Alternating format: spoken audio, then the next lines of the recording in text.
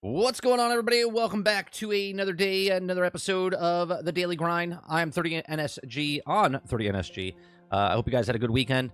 On today's show, I did a lazy take today. There's a bunch of news articles, but I feel like watching videos today and giving you my thoughts. So we have 3 submissions, right? We have a submission from, I believe it was Robert Jones that put the culture killed Concord.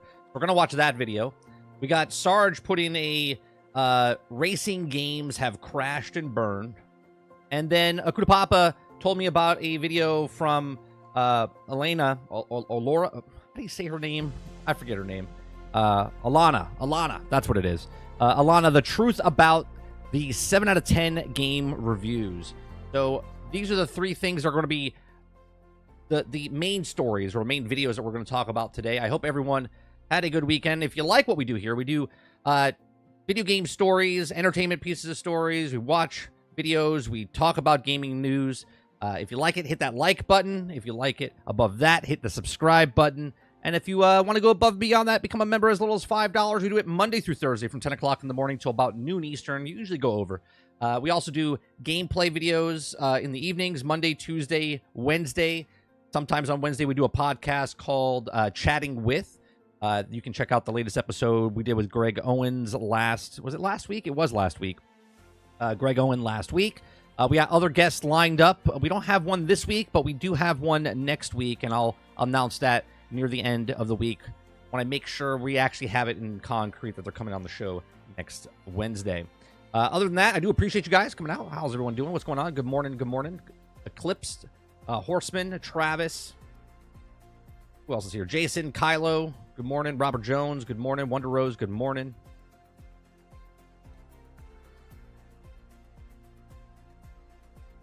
Okay. So before we get into the videos and stuff, both me and Sarge played New World this weekend in the beta. Okay. Argus told me about. He says, "Hey, are you going to play this weekend?" I think it was on Friday. I was like, when does it come out? He said it comes out this weekend. So I downloaded it. We played it. I will give you my full thoughts and stuff with Sarge on Thursday because both of us leveled up a character to level 30. I actually leveled a character up to 16. I played a Musketeer and I played a Ranger. Not that it matters because it's not really classes, but I chose a Musketeer and a Ranger. So I got one to level 16. I got one to level 30. So I played a lot this weekend about it, and I played and I own New World on PC, but we tried it out for console, and I'll give you all my thoughts about that later in the week when me and Sarge talk about games we've been playing on Generation X Gaming, the weekly podcast that goes over a few of the top stories in the past week, and we rant along the way. So, what's going on, Water Bear? What's going on, JoJo? What's going on, Dolphin? Good morning. This weekend, I watched the World Cup. Okay, the World Cup of Rocket League. And let me tell you, man, I don't really watch a lot of esports. And I like esports. I do like watching esports. But Rocket League is that game that just works. It just fits. It feels like it should be. And I know it sounds silly, but it feels like there should be. And maybe there is. I tried to look it up. I know there's esports teams that they play different games like PUBG and Fortnite and Rocket League. But I feel like there could be a just straight up Rocket League that happens every week. Okay. And be like soccer and basketball and NBA. Like, it is so fun to watch and watch the moves that these guys do. These guys are on a different level. Okay. They're constantly flying around, and the amount of strategy they do. It was a fantastic watch. I watched the entire tournament yesterday. All day. It was on the TV. I just watched it. And the announcers that announced the games, fantastic. Like, the whole thing. The entire arena in Fort Worth, Texas was packed. Okay? And when someone scored, it sounded like a hockey game. I was just like, what is happening? This is amazing. It felt so good to watch. I was like, man, This is so much fun to watch. So it's like a World Cup of Rocket League esports. This is fantastic. It's up on YouTube, so if you guys want to go check out the past broadcast, I put it in the Discord for the championship, the finals yesterday. It was like the semifinals and the finals yesterday.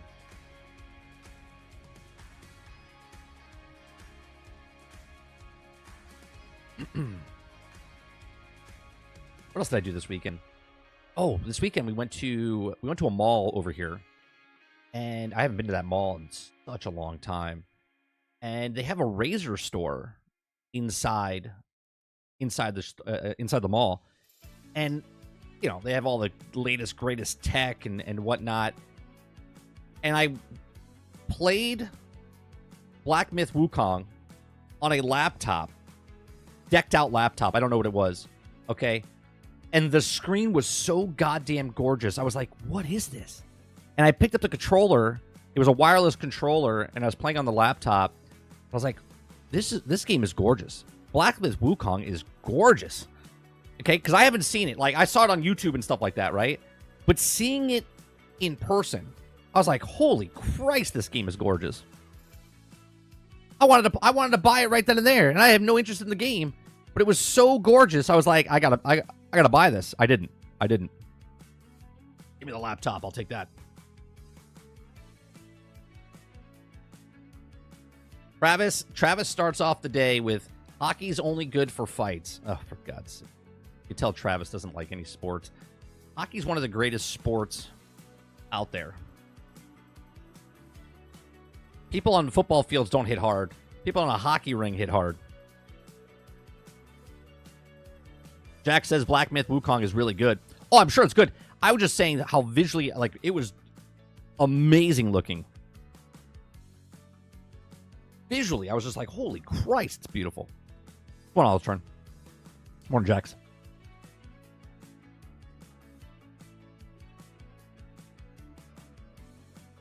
Make sure you guys hit that like button. It does help us out. We are a minuscule channel on the terms of YouTube. Nobody knows that I exist. There's million channels out there that people don't know that exist. Some of the people that I'm going to be interviewing on Chatting With, you probably don't even know exist. So if you like my stuff, make sure you hit that like button, because I personally don't care. Like, you being here and talking in my chat, I know you like it, right? But you gotta let YouTube know you like it, right? You gotta let YouTube know I like it, or you like it. I like it, right? I personally don't care if you hit the like button or dislike button. I don't. I truly don't. Okay? You being here in chat, talking, having a conversation with us, that means the world to me. But YouTube doesn't give a shit about that. YouTube cares if you hit the like button, if you hit the subscribe button, if you interact with their peripherals inside the world. Come on, Ron Slusher. Ron Slusher says, just wait. Black Myth Wukong on the Series S. Don't think it's going to look the same. I'm sure it'll still look beautiful. And here's the thing, Ron. People that don't know how good looking it looks on the Mac Daddy PC or the PlayStation 5 or when it comes to Xbox are not going to know, because when they play it on the console that they're playing on, it's not like they have another console right next to them with another TV running at the exact same time to compare it 1-to-1. And when you're looking at stuff online, it's not going to be the same because of the compression ratio that's on YouTube. But, you know.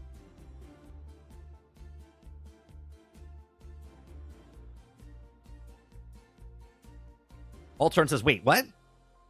We were here because we like you? I thought we were around. We were just hate watching. I mean, I appreciate either way, right? If you're dumb enough to hate watch something, kudos to those people that love hate watching stuff, because hate watching means you absolutely love it, right? So share, like, and subscribe. All right, so we got 3. What do you guys want to watch first? We have the Concord talk, which is Lauren Fryer. She's also a small content creator.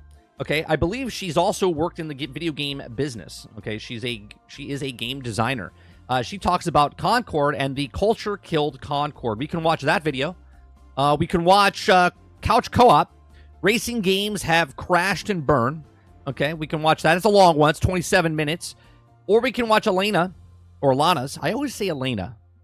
I have a cousin named Elena, but it's Alana. Okay, Alana's video, which is also about 21 minutes long, and it's the truth about all the 7 out of 10 game reviews. What do you guys want to watch? Travis says, which is so stupid, why hate watch? Why talk shit about a game you don't like? The same thing, Travis. Ron Slusher says 7 out of 10. Rebel says 7 out of 10. Okay. That's 2 people. Thanks for all the 2 people that are here listening and watching. 7 out of 10 it is. We've unanimously voted, and 2 people said 7 out of 10, and that's where we're going. All right. Let's go. Let's go. If you guys, this is your first time here, what we do is we just watch videos. I'm sure you guys have seen Asmongold, right? He reviews and reacts to stuff. I don't post mine afterwards. It's just, this is a live show. This is just a live show. What people do on like Twitch and then upload it to YouTube, I literally just do this live here. We cover news stories. We cover video game reviews. We cover videos, and I give you my thoughts and opinions based on what we watch. I haven't watched any of these things. These are maybe my first reactions to this. So if you like it, hit that like button, and let's get started. Make sure. I love listening to stuff at 1.5 when I'm not live on stream, so I got to make sure. All right, so let's get started here with the truth about all the 7 out of 10 game reviews. Again. I'm sick of seeing it everywhere. It haunts me. It's in my nightmares. It's in all of my waking hours. It's everywhere. The number 7. Another... 7. Oh, the 7. The dreaded 7 out of 10. 7 means, in this world, which is so baffling to me, right? 7 is mid-tier. It's like you might as well just get rid of, like, 1s and 2s, because 3 is technically 1, 4 is technically 2, and 5 is 3, and 7, you know, it's mid-tier. It's like, why do you take away the first 3, right? If 7's mid, I'm confused, but let's continue. The Games Journalist has given another video game a 7 out of 10. And today I'm going to tell you why that's fairly common, actually, because there is, like, a pretty good reason for it. Or maybe... It's because people don't want to give their actual review, and they're a business, and they have to keep people coming back, and they get money from it. So as a business, they give you your thoughts, and you're like, I'll be nice. I'll give it a 7 out of 10, because if I give it a 6 out of 10, this game won't make money. Not necessarily a good reason. I'm not trying to color this reason in any direction. It's just a reason that you see 7 out of 10s as being common, to the extent where we now sometimes refer to 7 as like an average, which is weird, but... It is weird. It is weird. Why is 7 mid, right? 7 is a good game, right? Like on a scale, right? If someone, you eat food, and you're eating food, and you're like, how is it? It's good. You're like, oh, okay, I'll have it. But for some reason, when you tell someone a game is good, they're like, ugh. Great. Fantastic. Is it superb? Is it awesome? Is it amazing? It's like good on this scale for some reason falls way below what good is. But allow me to explain. First, if you don't know me, sometimes people meme on me for mentioning this, but you'd be surprised the amount of people who comment on my videos who don't even know what my current job is. And she works at Sony. Her current job is at Sony Entertainment. I think it's at Santa Monica Studios, is it not? And she used to work for IGN. Assume that I'm a full-time YouTuber, let alone a job I used to have, so that's why I sometimes say it. Turns out, people don't know stuff. And I used to work at IGN. I was a writer there for 3 whole years, which makes me exceptionally qualified. The most professional, lauded source on the internet. Educated to such a high degree.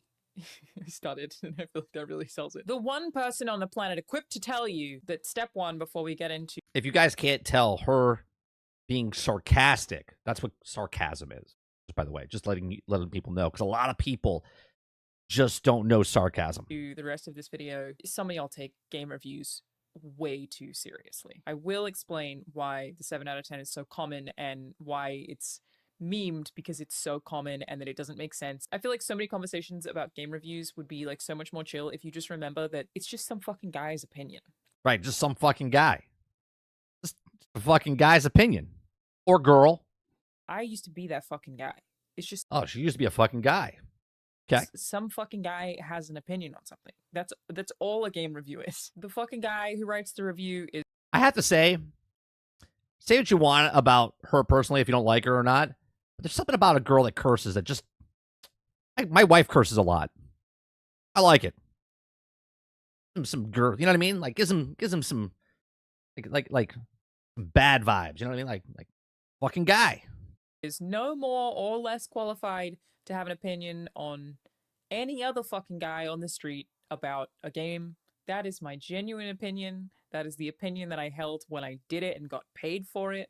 I personally do not consider game reviews to be journalism, even though they technically are by definition. My wife is the complete opposite of bad girl, Water. Just to let you know. My wife is the quintessential like goody two shoe, right? She's an accountant. Okay. When I say like, hey, well, let's go to the movies, we can do a write-off, she's like, you can't do that. I was like, I can. Yeah, it's a business write-off. You can't do that. Like she's definitely not bad girl. Of the word, but again, it's just some fucking guy's opinion, man. And they certainly are not objective and do not strive to If I make a video about it, I can write it off. Be and shouldn't be, because they are opinion based. They are not reporting, they're just, oh, fucking guy has an opinion. And to be clear, before somebody gets upset with me, not being sexist here, women can also be some fucking guy. She's being so sexist. Women can be a fucking guy too. I mean, that is true. That is true in this day and age. Like I said, I used to be some fucking guy. Gender neutral. It's really just that the guy who does it for IGN has an editorial policy that he has to abide by, probably has more writing experience than the average person, and more people will read it. But that is really the only difference. No one's opinion on a video game is any more or less valid than anybody else's. Now, I agree with that. Right? I agree that anyone's opinion, right? Like, I could say, I like Star Wars Outlaws, okay? Doesn't mean I think Star Wars Outlaws is a fantastic game that everyone should run out and buy, okay? Anyone can have an opinion, and it's okay. In somewhere, shape, or form down the line, we've lost the path of someone that disagrees with you. You're like, they're fucking wrong, and I'm fucking right. And that for some reason doesn't make any sense to me, because you're allowed to have your opinion, and I'm allowed to have mine. But when you say that my opinion is wrong and your opinion is right, that's when I kind of just ignore you. We know there's a bunch of people like that, okay? Like, I can fundamentally say a game is good, I like it, but I don't think it's worth the full price or whatever it is, right? Like, one of my favorite games is Marvel's Avengers, okay? That game was a pile of crap when it came out, okay? The story is pretty good, but then they fucked it up as they went. I put 1,100 hours in that game. To me, I love that game, okay? I like that game, but someone will be like, I can't believe you play that game. You're a fucking shill for playing that game. I mean, okay.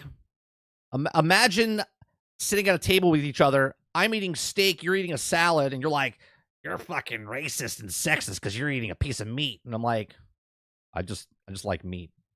No one's destroying your salad. Have your salad, right? That's your opinion. You think salad's better than steak? Cool. I'm not eating your salad. I'm eating my steak. The only exception to that, and like I feel that way about films and stuff too, the only exception to that is when, in my opinion, someone who has a ton of expertise is the one reviewing something. Tarantino, not just some fucking guy. Miyazaki, Hideo Kojima. Yeah, they are some fucking guy, though. They're still some fucking guy. If they're talking about movies, if Quentin Tarantino's talking about directing movies and stuff like that, he's not the fucking guy, right? Or he's not just that. He's not that fucking guy. He's the guy because he's experienced in that, right? Right? Like, I'm not gonna take accounting advice from Quentin Tarantino because he's not that guy, right? I'm not going to ask him how to bake a cake because he's not that guy, right? But if I want some directing pointers and his experience on directing and working in the film industry, then he's that fucking guy. Not just some fucking guy. They go beyond the sphere of some fucking guy in which all of the rest of us exist, but otherwise, 100% of us, IGN, GameSpot, Kind of Funny, you in my comment section, we're all just some fucking guy. It's actually pretty crazy when you think about it. Like, really, the whole world is just run by just a guy. Like, what are any of us doing? Think about how Chris says, I remember when Alana, Skill Up, and Young Yeah needed to use to be somewhat shill to promote the exhilarating Cyberpunk 2077 back in 2020, months before the game disastrously released. Well, here's the thing, Chris, right? They're just individual people. Now, they work for companies, not Skill Up. Skill Up worked for himself. She worked for IGN and whatnot. So when they're giving their opinion underneath a company, I think people look at that a different way because they're like, they're speaking, even though it's their opinion, they're speaking for this organization, and this organization stamps a boom approval on there, all right? And that's what they do. Young Yeah and Skill Up are on their own, right? They don't work for a corporation or a business. They're just their own. So when they say, I like this, I like that, if you watch them and you agree with them and they more than not fall into the line of what you like or what they like, yeah, you could look at it and go, well, they were shilling because I'm disappointed in what they told me it was. This is why I say always look, don't buy day one, wait for other people, get other people's opinions. Like, I wouldn't want any of you to take my opinions as fact as, well, he said it was good and I got it and I don't like it, right?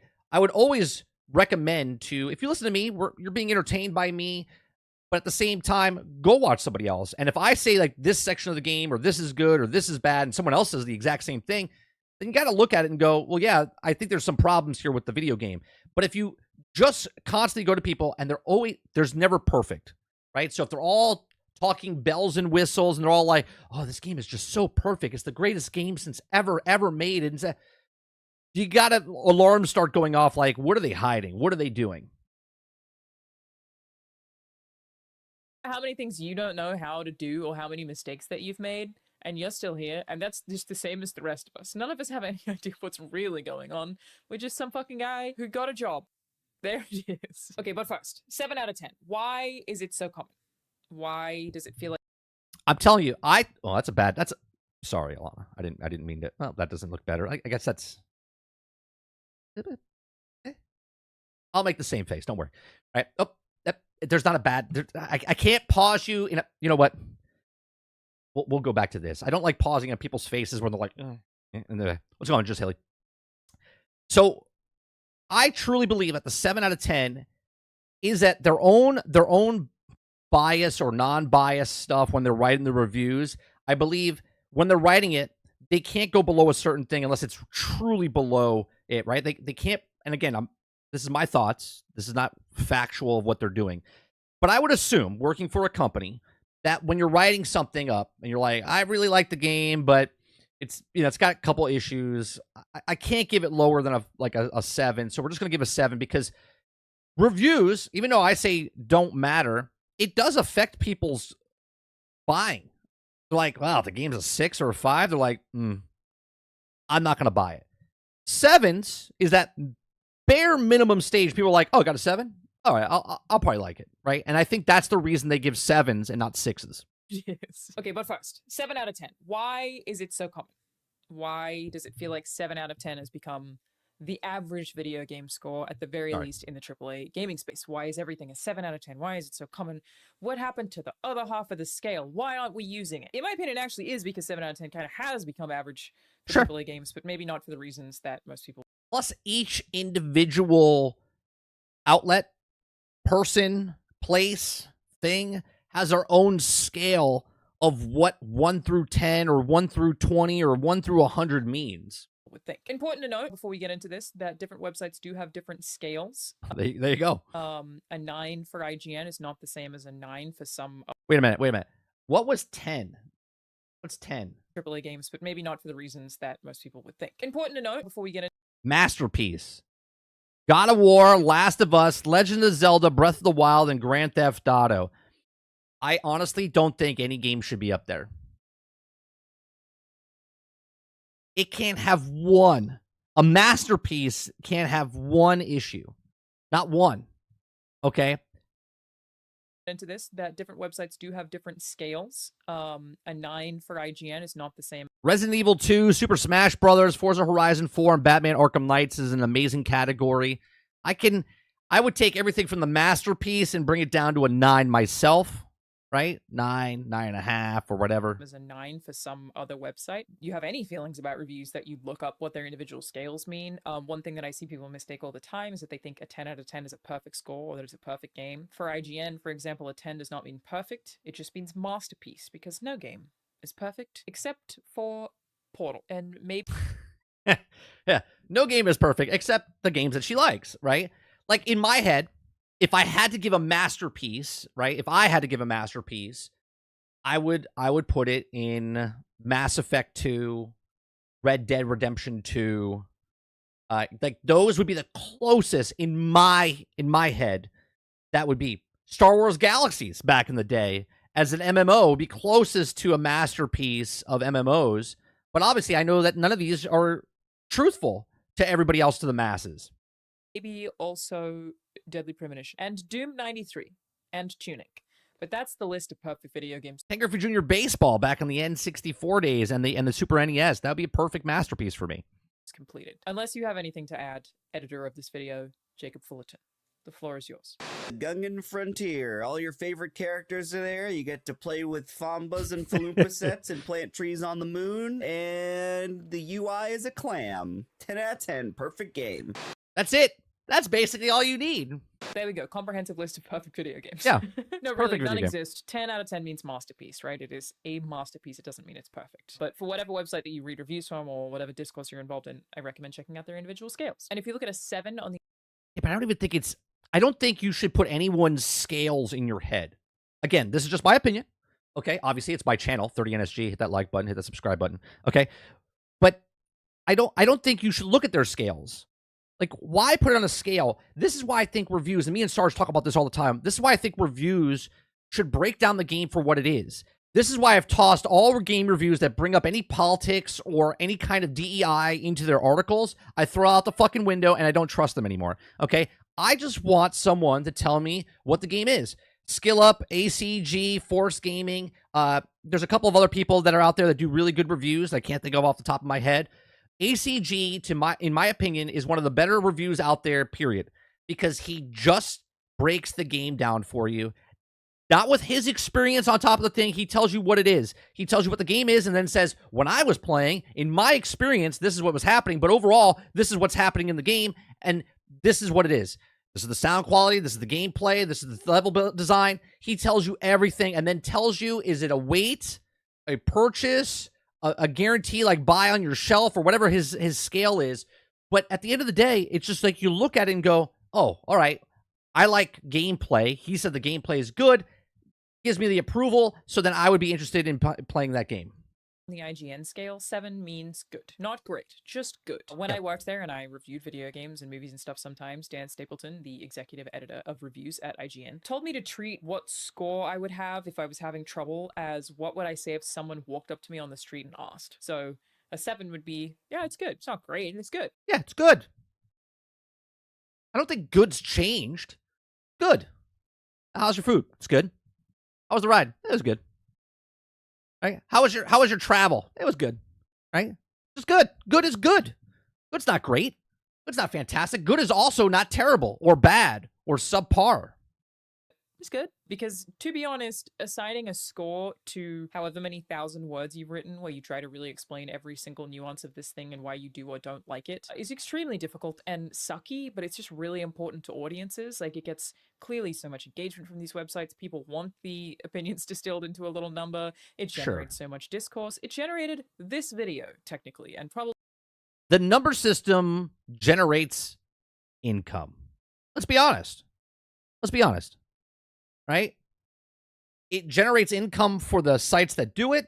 It generates income on the social media sites. It generates money for people that make videos, right? Many videos about 7 out of 10 or 10 out of 10 game reviews that exist on this platform. Audiences clearly are very attached to the review score. For writers, it sucks. So when you're having trouble being like, I don't know what these words distill to, how am I going to figure that out? A good way to do it is, what would you say someone came up to you on the street? So a 7 is, it's good. Good. It's not great, it's good. And firstly, that does encompass a lot of video games, especially when you're a reviewer. People who review games or play games professionally are, by virtue of the thing that is their job, playing a lot more video games than most people. Here's my problem, though, and this is why they change out reviewers, right? People that do it for a living, and this is why people that review coffees or review movies or review video games or review product, whatever product is, you become so good at what you do, you become complacent. You know what I mean? Like, let's say I review phones and I reviewed the very first iPhone, which is a smartphone. Okay, the very first smartphone, you would be blown out of the water, right? Because that's your first phone. You didn't get the brick phone. You didn't get the fucking pager. You got your first cell phone, okay? And it was a computer in your hand. That's 1,000 times more powerful than, like, people sending spaceships up into the sky, okay? Rockets up in the sky, okay? So when you read that, now that's your baseline. You're looking at that. Now you're spoiled. you're spoiled rotten, right? You're looking at this thing at the echelon level of, oh my God, the phone, it does internet and texts, and I can do whatever I want on this thing. So that when the next one comes out, you're like, this one just is not as good as this, right? This is the bar. This is the next thing. And it's like just incrementally better. So you start to get desensitized as a reviewer. Same thing with video games. Imagine myself, who's been playing games since 1980, okay, on the Atari 2600, okay, where I was like 2 or 3 years old playing a bowling game, throwing 1 pixel at 10 pixels across the screen. And now I play a bowling game today and I'm like blown away. But my son, who's 10 years old, his first game is this super ultra realistic game. That's his standard. That's his that's his baseline. And then everything that comes after that, he starts talking about, well, it's not as good as the last one, right? That's the problem with game reviews now, right? Another problem is you can't tell the future of what stuff is happening. So if you give a 10 to a game, an amazing score of a 10, and then another game comes out and it's just as good, but you're like, I already gave this one a 10. I can't give this a 10 because this one does so much better than what this is doing. So I'm going to give this a 9. And everyone's like, what are you talking about? It's a masterpiece. That's the problem when people are reviewing games or reviewing any product. They've already set the standard for other things that they've done, and now we're competing. You're not taking that product on its own. You're comparing it to other things, and that's where the scale starts to flutter and move. Before you get mad at me for that, it's just that they're allowed to do it during work hours. So they're playing more video games than every other human who has a job that is not in the games industry because they're allowed to play games at work. So like by default, they have more hours on any given day in which they can/are playing video games. But because the average games journalist is able to play more video games than the average reader, it's kind of another reason that a review is just some fucking guy's opinion. What somebody who has played 1,000 games thinks of a game is inherently going to be different to what somebody who's only played 100 games thinks. Exactly right. This is perfect, right? A person that's played 1,000 games is going to have a much bigger repertoire or ideas of things, what the game should do, right? So if you played an MMO, and you played another MMO, and you played another MMO, and you played another MMO, and your first MMO had all of these things, but then the second MMO you played is missing a couple things, not as good as the first one, and the third one has other things, but it's missing other things, right? You're comparing them all to other ones because of your knowledge of video games, of your knowledge of books, of your knowledge of movies, and you're comparing it, and that's the problem, right? You just got to review something of what you're playing, of what it is, what they've done. Thinks of a game because you are coming into that with that wealth of knowledge, experience, and those set your expectations. Like you might find something bland or generic because you've played 10 other games like it. If someone has played less games than you, they may not feel that way. And that's imagine exactly right. Star Wars Outlaws as their very first Ubisoft game. I myself was like, I'm kind of burnt out of Star Wars. I like where she's going with this, right? Imagine you've never played an Ubisoft game before, right? Imagine you've never played a Ubisoft game and your first game is Star Wars Outlaws. You would think this game is fucking amazing, right? You would think the game is fucking amazing. You're like, oh my God, it's open world, it's Star Wars, the graphics are good. People are not even looking at her face or the glitches or the stealth missions that are bad, right? They're just looking at the game going, this is amazing. You can do all of these things in this world. That's your first game. Meanwhile, I'm playing Keystone Capers, and then we've got to this point. I'm kind of burnt out with the Ubisoft formula right now. This feels very samey. It's not grabbing me. So I tried and I decided that I wasn't going to play any more of it. But someone who's never played a Ubisoft game before might be like, holy shit, this is crazy. What? Of course it would be crazy. Okay. And that's the problem with us, right?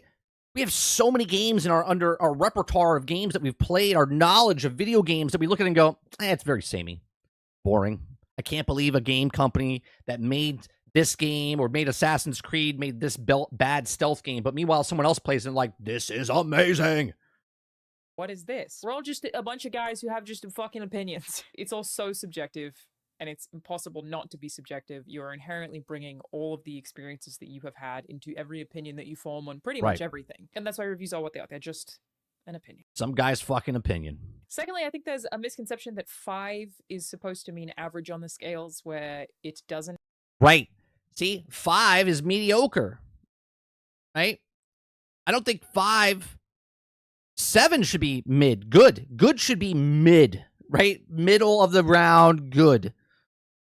At least not on any that I've ever seen. A 5 for IGN means mediocre. They describe it as something that is bland and What is this one here? This is I've ever bad. Seen. A 5 for IGN. WWE 20 describe it 2K20, Aliens, Colonial Marines, Medal of Honor, Warfighter. That is bland and unremarkable. And I guess with that definition, I wouldn't awful. Be like awful. Uncomfortable personally. Painful. See, now they're just adding fucking Star Wars awful. Painful is part of awful. Was that way, maybe? I haven't played enough that I feel confident saying that. But that becomes unbearable. Complicated when you realize how many games do fit below the unbearable. Wait a minute. Didn't Gollum get like a 4? Like, what are we talking about? That was bearable? 5 category, and that's kind of the point of this video. 5 is not actually baseline average, and it makes sense that most scores that these outlets give are going to be above a 5 because in comparison to the amount of video games that come out, the AAA games that people are playing, the games that are popular enough for people to even be talking about them, for somebody to need to write a review about them, are going to be in that upper category. Like, there are so many video games that come out. And the truth is, most games that release 100%, Ron. I agree with this what you just said. Every game should have a demo to allow users to form a rating. I 100% agree with this. I've said this in the past. All games should have a demo. All games should give you a small sampling, right? If it's a single-player game, it should give you like 30 minutes just to go and give you the rough base of all the mechanics and stuff that are in the game. 1,000%, right? Because that would do nothing but help people out. Now, this is where systems like, what's it called? PlayStation Plus and Game Pass come in, where if you've never played those games before, even though most of the games on PlayStation Plus are older games, okay, but you've never played those games before, but before you purchase it, you can try it out type of thing, that's worth the price point alone. Game Pass, same thing. If you've never played most of the games that are on Game Pass or a brand new game, you could try it out for $20. There's a bunch of games you could try out, and then if you want it, you could purchase it later, okay? And I think that's one of the big things that people forget about why streaming services are actually better than go buy a $70 game, go buy a $110, $120, $130, $200 game, okay? And then you play for 2 hours, and then you're fucked because you can't return it. Right? Release are very, very, very, very flawed. Most games that come out don't even have an inch of the complexity that you see in something like Star Wars Outlaws. And you may take that with some kind of like offense, as though you think that Star Wars Outlaws is not complex. And that would be totally fair if you compare it to everything else that you've played. But if you compare it to the games that come out, it has incredibly complex systems. Most games aren't even close to that level of complexity. Right. Most games that release have one song, they have maybe 2 inputs, they have very few mechanics. They're just, you kind of press the same button. Right. And then what do you do for games that are smaller indie games? Right? Do you hold those to the same standards as you hold a AAA game? Right? If it's a small 2-person team, right? Because there's some people that come out, like the developers of Cuphead, and artistically they make that game and it's beautiful looking, right? Towerborn, right? Look at that, and artistically it's mind-boggling how well it looks, right? And the mechanics and everything. But then you look at a AAA game, and it's like, obviously, they're set to a different higher standard. They're higher standards for AAA games because of the amount of money they're charging, the amount of money they put into the game, the amount of people working on the game.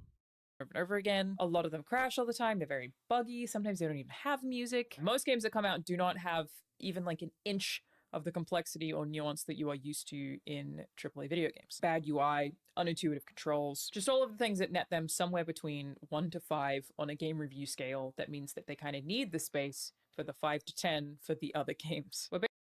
Which makes sense, right? Basically at a point where hundreds, if not thousands of games are released every single day, usually from one-person teams who do not do it full-time. You don't even hear about these games, but I'm going to do an experiment for you all right now. I'm going to boot up the 3 most recent releases on Steam and play them for you right now. I don't know what they are. This is not rehearsed. It's not going to be the games on the bestsellers list, just the most recent releases, new releases on Steam, and I will show you exactly what I'm talking about, of like what majority of video games that release actually look like. Okay, everybody, I've downloaded the 3 most recent releases on Steam. They are Doll Catching Simulator, Doll Catching Simulator. Future Breach, Youngblood, and Zol Dungeon. Breach Youngblood, which is free to play. So that's pretty cool. And Zool Dungeon. Let's start with Doll Catching Simulator. I need settings so I can... It immediately crashed. Try to change Never play again. the aspect ratio and it immediately crashed. This time it didn't even have a menu. Cat? Oh, AD key, switch the claw machine. Enter key select. Okay, here we go. Enter key inserts coins. Enter. AD keys move. Space. Aw, I found your next game, Travis. This has physics, which is actually pretty cool. Enter.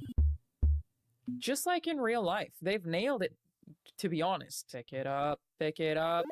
We got a cat! Huge! Am I the world's first... What was it called? Doll catching simulator? She didn't even remember the name. That's fantastic. Is it a speedrunner? I might be. I feel like that's maybe it. I did get a couple of cat... This is a game. This is a game. Right? You got 2 cats. Look at me go. I like this. This is cool. That is Doll Catching Simulator. It functions, to be honest, very simple. 5 out of 10. The art is not great, but it works. 7 out of 10.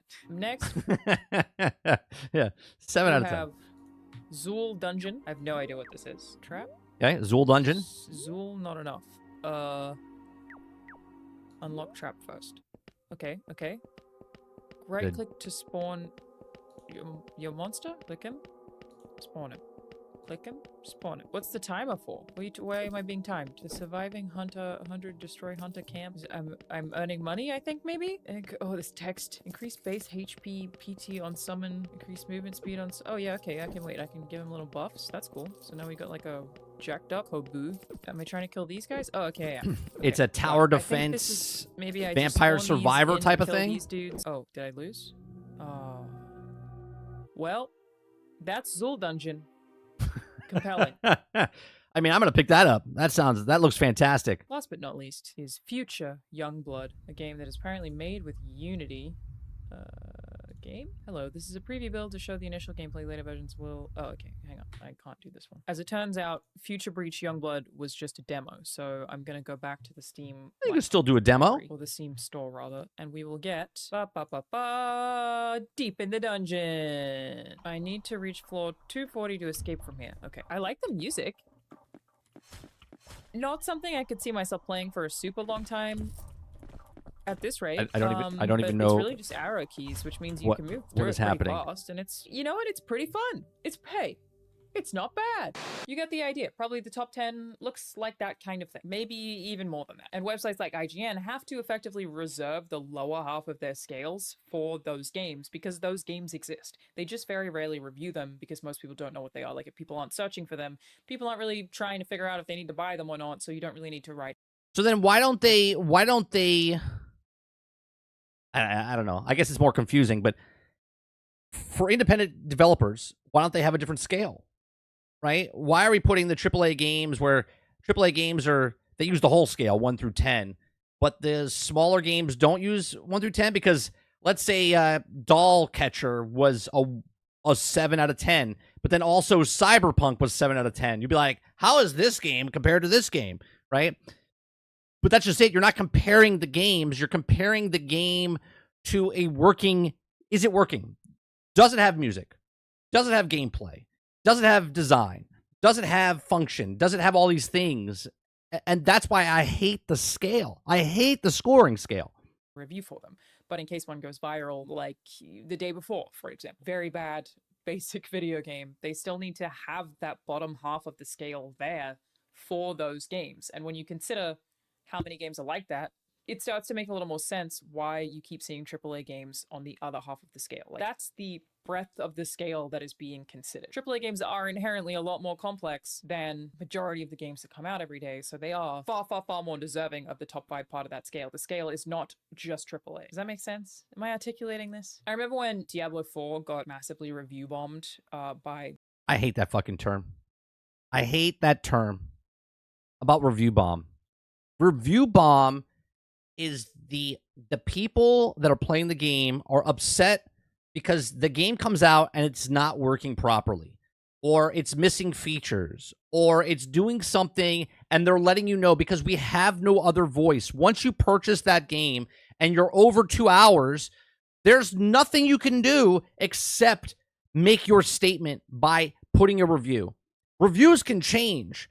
You could start off at a 2 and come back when they fix it and go, now after the update, now it's a good game.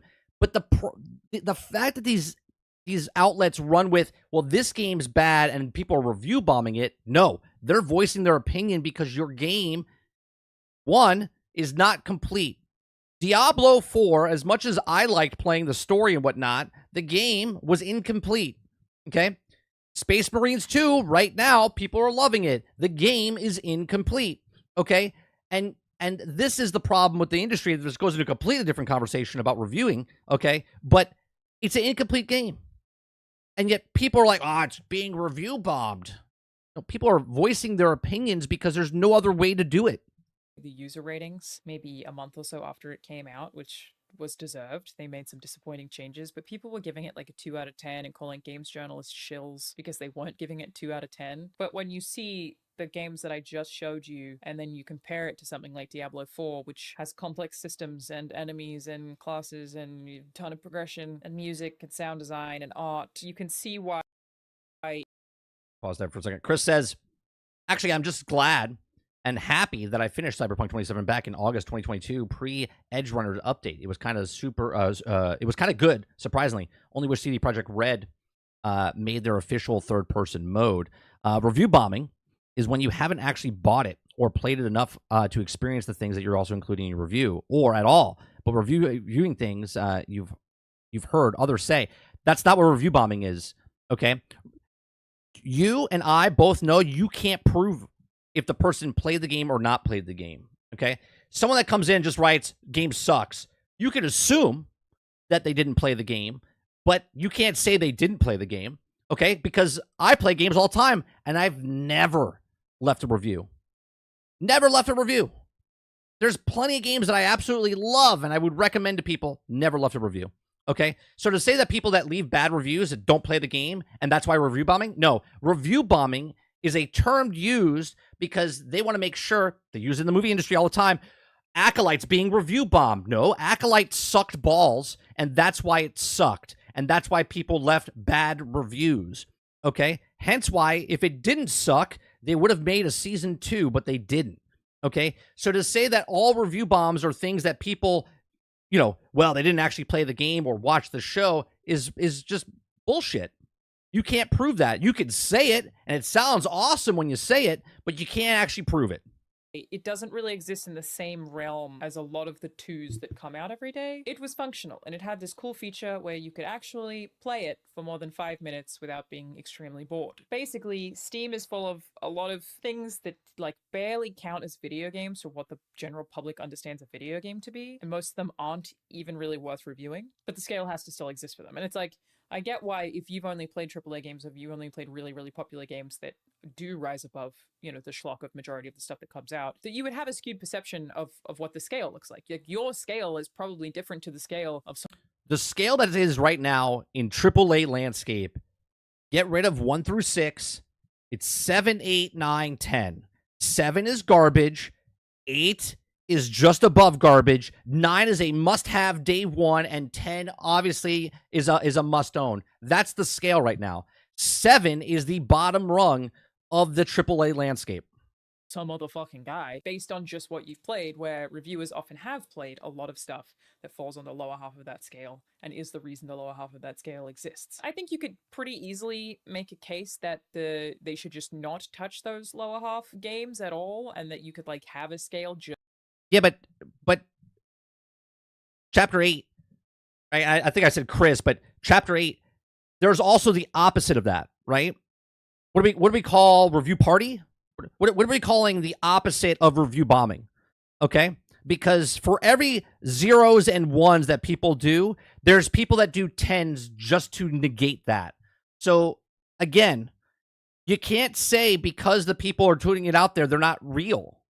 Because when someone gives it a 10, that's real.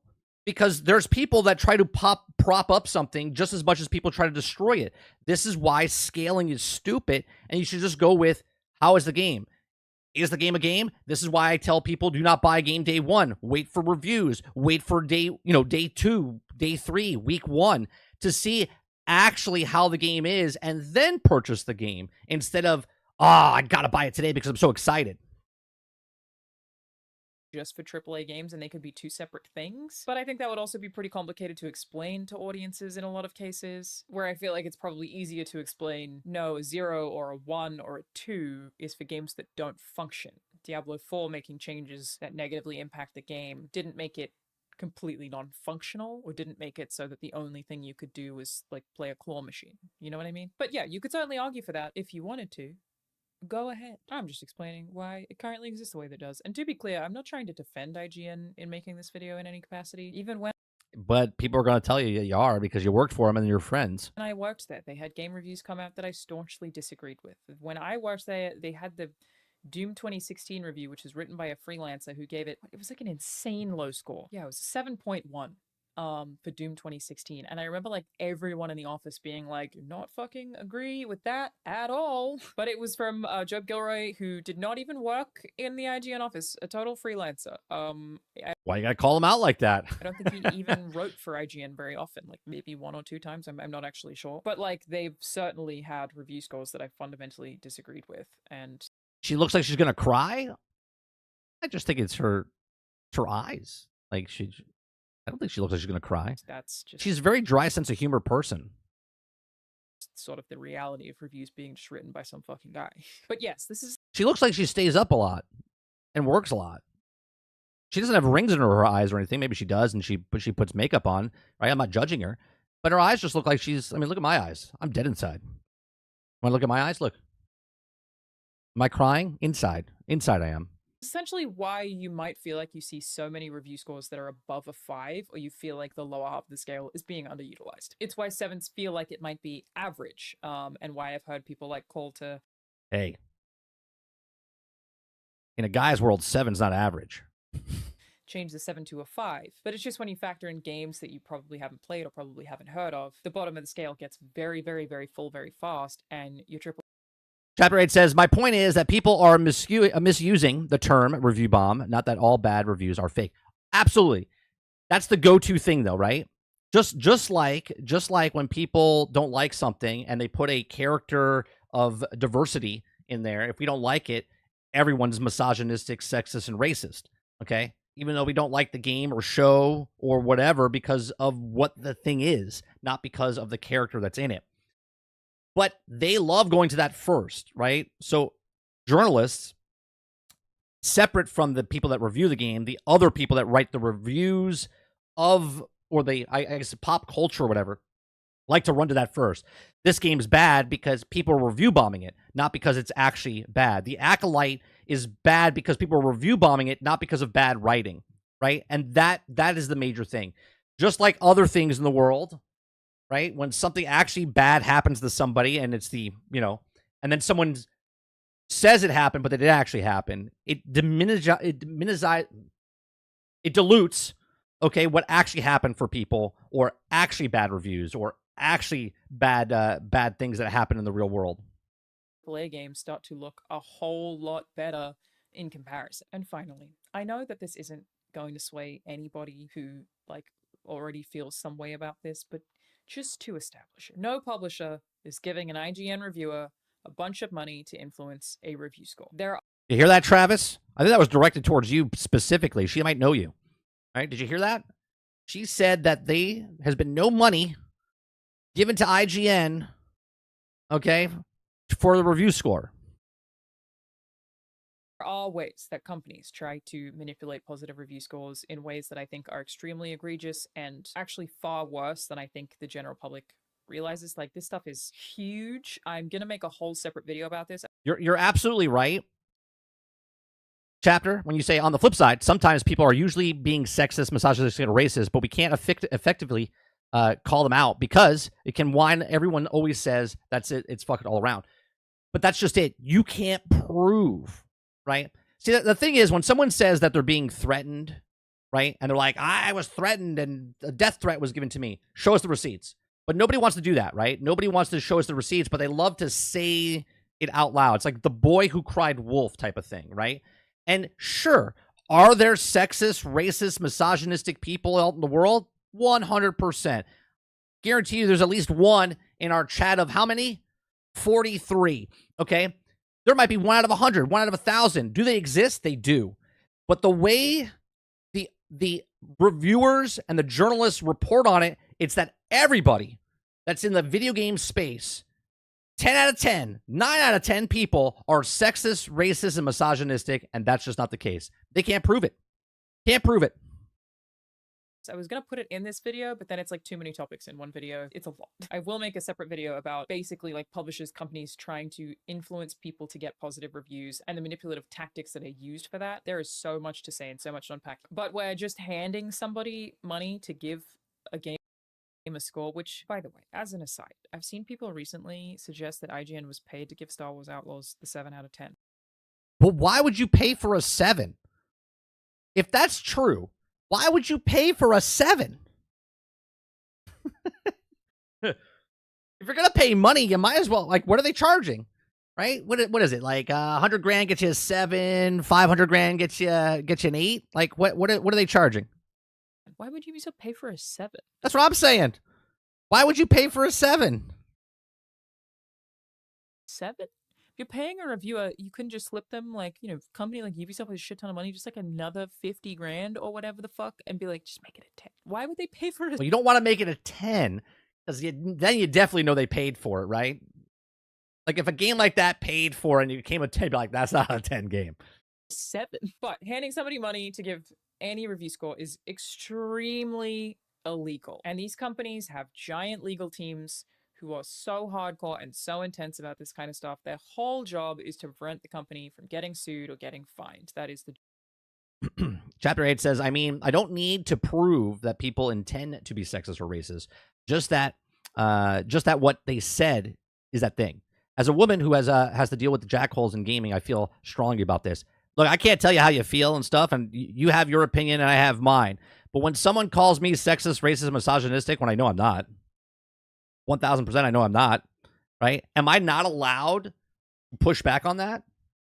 Right? Am I not allowed to push back as one of the most hated people on the planet in 2024? Not me personally, just my color, skin, and stuff. And is it supposed to be that, well, it's about time? It's like, I personally didn't do anything, right? I don't get offended, but at the same time, I'm like, why am I getting thrown into this broad stroke of stuff just because of what it is? Right? If someone says you're racist and you can push ban, sure, right? But at the same time, I don't have to push ban because it doesn't really bother me because I know I'm not racist, right? If I take offense to something, that means I kind of think that, well, maybe I am that, right? I know I'm not that. So why would I get offended if someone said it? I don't have to defend myself. If you call me, not you, but if someone calls me racist, misogynistic, or sexist, I don't have to defend myself because I know I'm not those things. The job of these legal departments, I've worked with some of these legal departments. They are annoyingly hardcore. Stupid legal rules where they try to avoid getting sued for the dumbest shit that you're like, nobody's gonna sue you for that, and they're like, doesn't matter, somebody could, so don't do it. Paying somebody to have positive sentiment, even if you disclose it, is illegal. Did you know that? So like, if I do a sponsored ad here on YouTube, yeah, you don't disclose it. It is illegal, but you can still get away with it.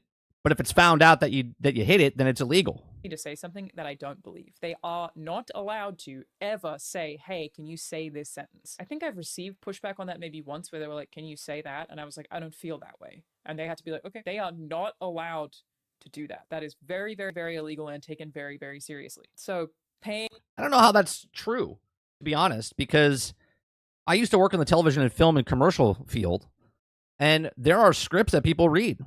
Endorser, like if you got like Michael Jordan or Tiger Woods to promote a product, they were told what to say and they said those things because they got paid. So what will be the difference on YouTube now if a game company said, hey, can you tell them about this game like this? I mean, they are paying for you, so they could technically tell you what to say. Now, obviously, if you don't want to say those things, I don't know if it's illegal, but I'm pretty sure it would be smart of a company to to be like, nah, I'm okay. As long as you don't put our thing under a bad light. I mean, they are paying you money, right? And this is why I don't believe anyone that's with a paid endorsement when they're like, these are my thoughts and opinions. Sure, you could say that. That's like putting organic on food in the grocery store, but it's not actually organic. But they get away with it because how are you going to prove it, right? You know what I mean? So I don't know if it's 100% illegal. I would have to look that up. I don't know that personally about the YouTube space. I do know if you're endorsed or paid that you have to put it out there and say that, this is a paid endorsement or I'm being sponsored by this. Like, that's illegal if you don't say it, and you are. For positive sentiment without disclosure is going to get you fined, but even with disclosure, also going to get you fined. Like, extremely illegal, again, taken very seriously. And asking games journalists specifically to lie about review scores, I think, is one of the dumbest things that a company could possibly do. Like, that's going to come out so fast if it were actually happening. It's an industry full of people who are so poorly paid and are often very bored with the stuff they're able to write from an industry that gives them, like, no information about anything and is constantly withholding things and just making them, like, rehash press releases because the games industry is so cagey about information. Frankly, they are desperate a lot of the time to write the article that gets their name out there or gets views or makes people like them. It gives them the prestige of breaking this huge conspiracy news story. Like, so many, I would say 90% of people who work in that games media industry would be frothing, chomping at the bit at the opportunity to leak this story. I would say, yeah, I would agree with her, but at the same time, no, because you don't bite the hand that feeds you. Look at what's happening right now. I don't know if you guys follow the Star Wars drama that's going on in the Star Wars YouTube community. Okay, real quick, there's I won't name the channels myself. You guys, if you know who I'm talking about, you're talking about. One channel was trying to defund other channels, okay, because they didn't agree with them. One channel gets sponsored and free shit all the time from the big corporation. Okay, the other, okay, we'll do that instead, right? The other channel doesn't get anything from them, and they're much bigger, okay, in that landscape of the community, okay? So one is a paid shill, one is not a paid shill, and the paid shills are hating on the people that are not paid shills, right? And the paid shills are angry, and they're trying to knock down the people that are not getting paid. Well, those people, are they going to talk bad about Star Wars? Are they going to talk bad about Disney? Are they going to talk bad about those things? They're getting vacations and park tickets and toys and different things. You think they're going to speak up? No, they're getting paid. You don't bite the hand that's feeding you, right? When you're big and popular and you're not being paid, okay, and you can still live without them, then that's when the corporations are upset because you, in their heads, can sway the consumers on certain ways or whatnot. And if they didn't think this was true, then they wouldn't be paying millions of dollars to content creators and whatnot to promote their stuff. Frothing, chomping at the bit at the opportunity to leak this story. If it were happening, it would have leaked 1,000. I don't think it would. Stuff happens in Hollywood all the time. It doesn't get leaked until it does. And then when it does, everyone's like, oh, I knew about that. Times over. And I actually don't doubt that it was happening in the 90s and 2000s before a lot of the more strict regulations came in. Of course, companies are going to try to do it. They just can't anymore. And publishers do have other ways. Well, they can't do it to the T that it's written in, but they can still do it. Ways of trying to influence review scores, like I said. We'll have a whole separate video about that. But they are not giving game reviewers money to give games attention. No, that's right. Keyword there. They are not giving money to reviewers. You're right. They're not giving money. They're giving access, which is much more than money. Because if I keep giving you access, then you can continue making money. Like I said, we'll have a whole separate video about that. But they are not giving game reviewers money to give games a 10 out of 10. Again, just like think about everything you've ever disagreed with somebody on. Think about the dumbest fucking thing that you've seen on the internet that you disagreed with somebody on. Your toilet paper. You put it over or under. Heated disagreements. You gotta put it over. Agreements about that stuff. Over is correct, by the way. Anyone who puts That's right. Over is correct. it under, I will literally in your house, if I see that you have the toilet paper under, I will change it in your house. I don't care. You and some She is very adamant about that.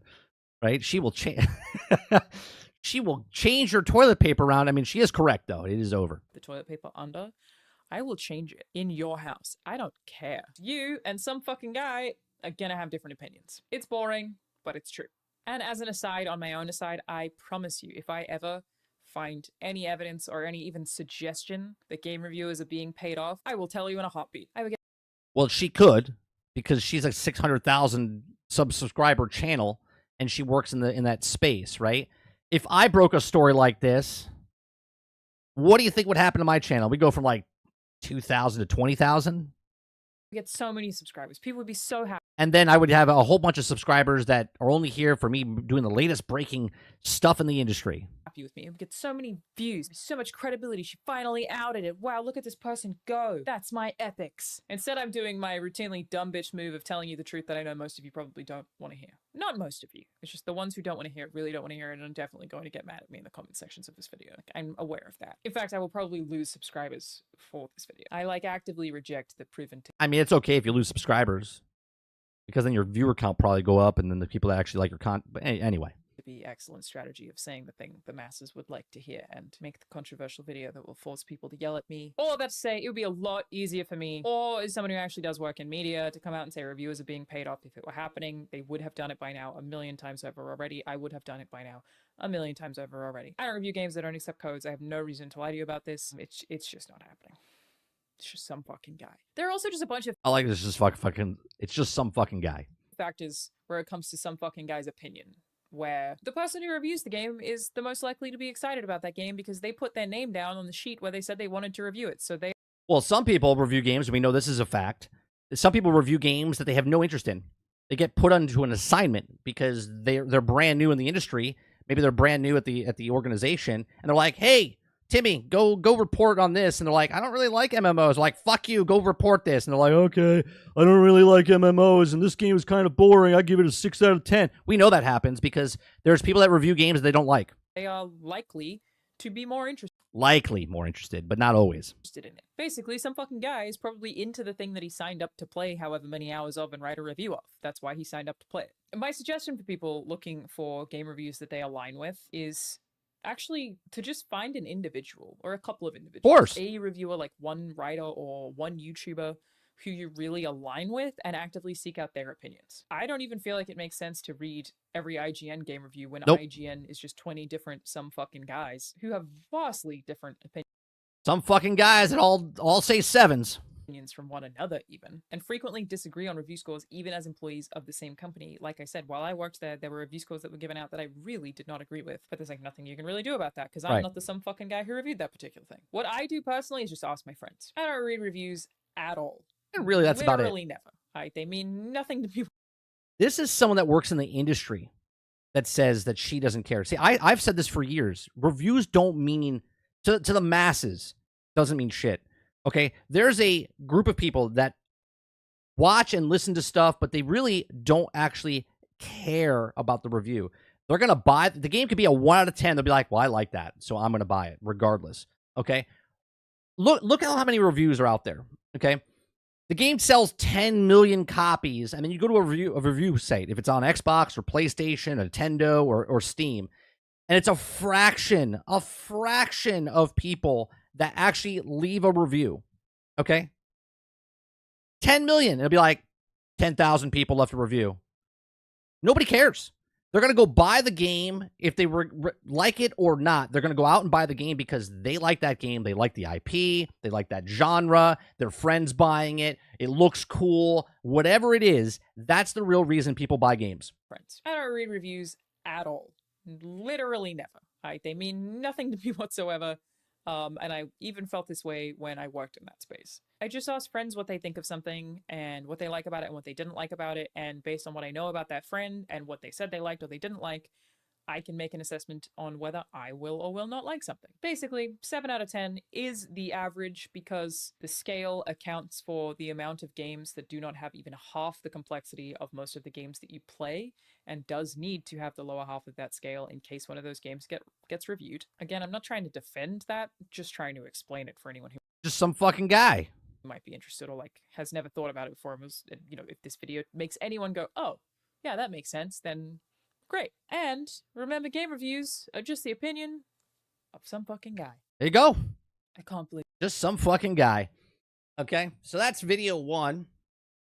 The description is down below, or her name is down below in the description, so you can choose to watch it, give it a like, give it a dislike, do whatever you want with that. Chapter 8 says, she and Luke Stevens still get invited to events despite often giving negative and mixed reviews because they're so huge, and they also have an influence events and reviewers events.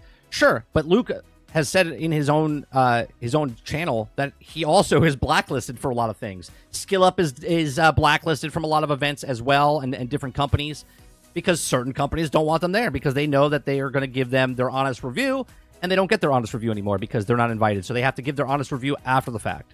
Okay? Plus, I have a personal experience with Luke, not in person, but I was on Lono's podcast one time. It was last year, and I was on the show talking about, I forget what it was. It was about PlayStation or whatnot, right?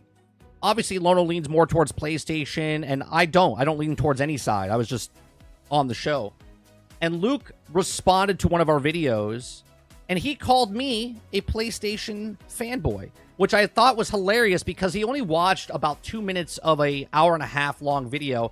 And if he took just a little bit more time, but he doesn't care about that particular topic, but he just jumped on the bandwagon and called me a Sony fanboy, which I thought was pretty fucking hilarious, and which made me go, oh, well, he doesn't actually look at his content. He just reacts and doesn't actually give the person that's on the panel that he's reacting to actually say stuff for themselves.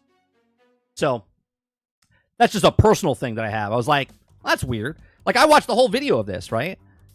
I watched the whole video, right? So I can give you my thoughts and opinions based on the video, but if you're going to react to somebody but not react to the whole thing and then make your own opinion based on a quarter of something, well, then I look at you and say, well, I can't take you seriously, because if you did a half-assed job with that reaction, then how do I know you're not doing that with everybody else's stuff?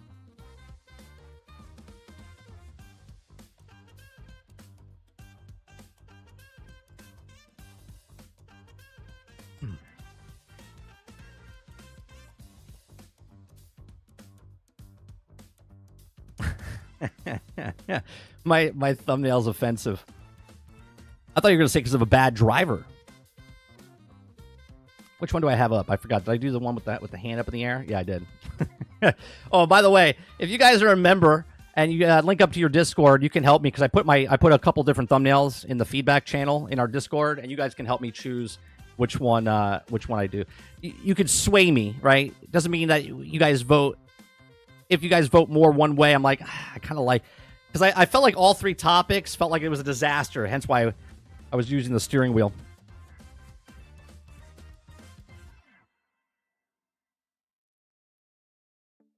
Right, I'll turn. I even own a PlayStation 5 Pro. Yeah.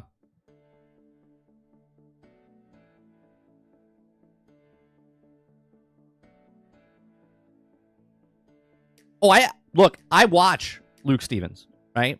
Chapter 8. It just, when you watch somebody and then you become the content, it opened my eyes to, oh, well, what else? I watch him still, right?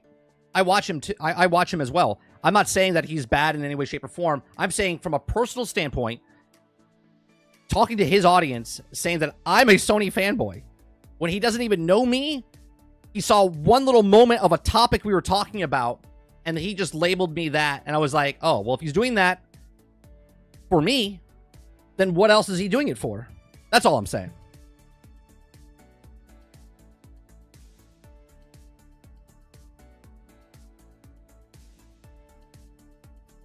All right, you guys want to watch the car video, or do you want to watch the Culture Killed Concord video?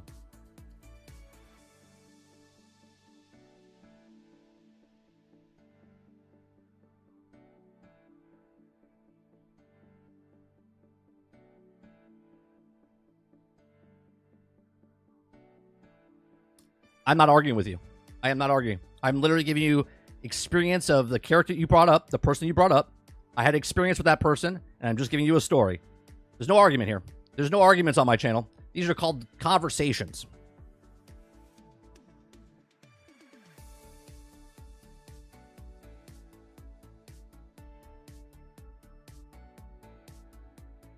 30, it's like JTech and PlayStation fanboy with Paris. Man, that whole situation has gotten funny. I don't even know what that is. I don't know the JTech or the PlayStation fanboy with Paris scenario. Everything you said there is like, I know who Paris is. I don't know who the other two people are and what they've talked about.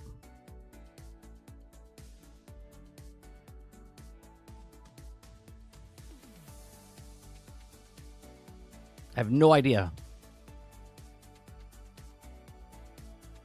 Come on, Mo.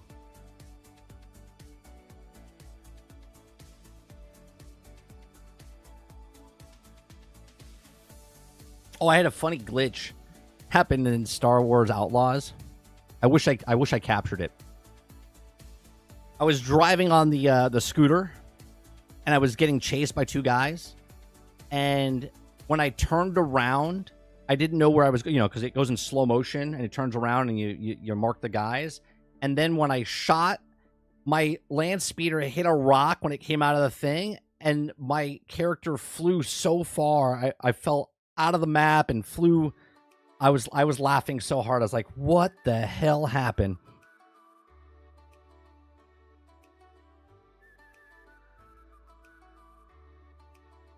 Z says it's just a generic thing that is happening, 30, where content creators will drop names of other content creators, and it just creates a problem.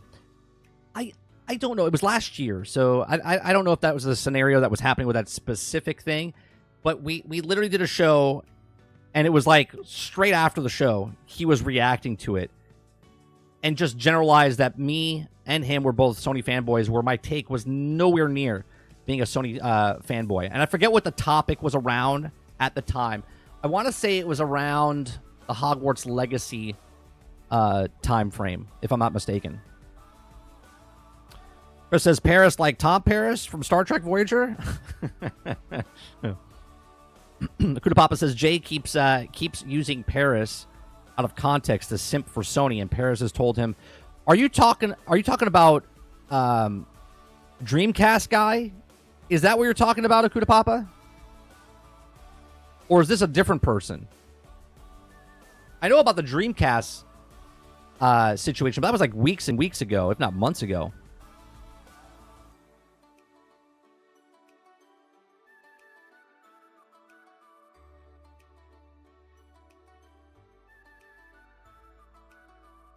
I'm enjoying Outlaws. I really do like it, Chapter 8. Like, I think it's a really fun game, but at the same time, they need to make fixes, and they've done it. They've done the fixes.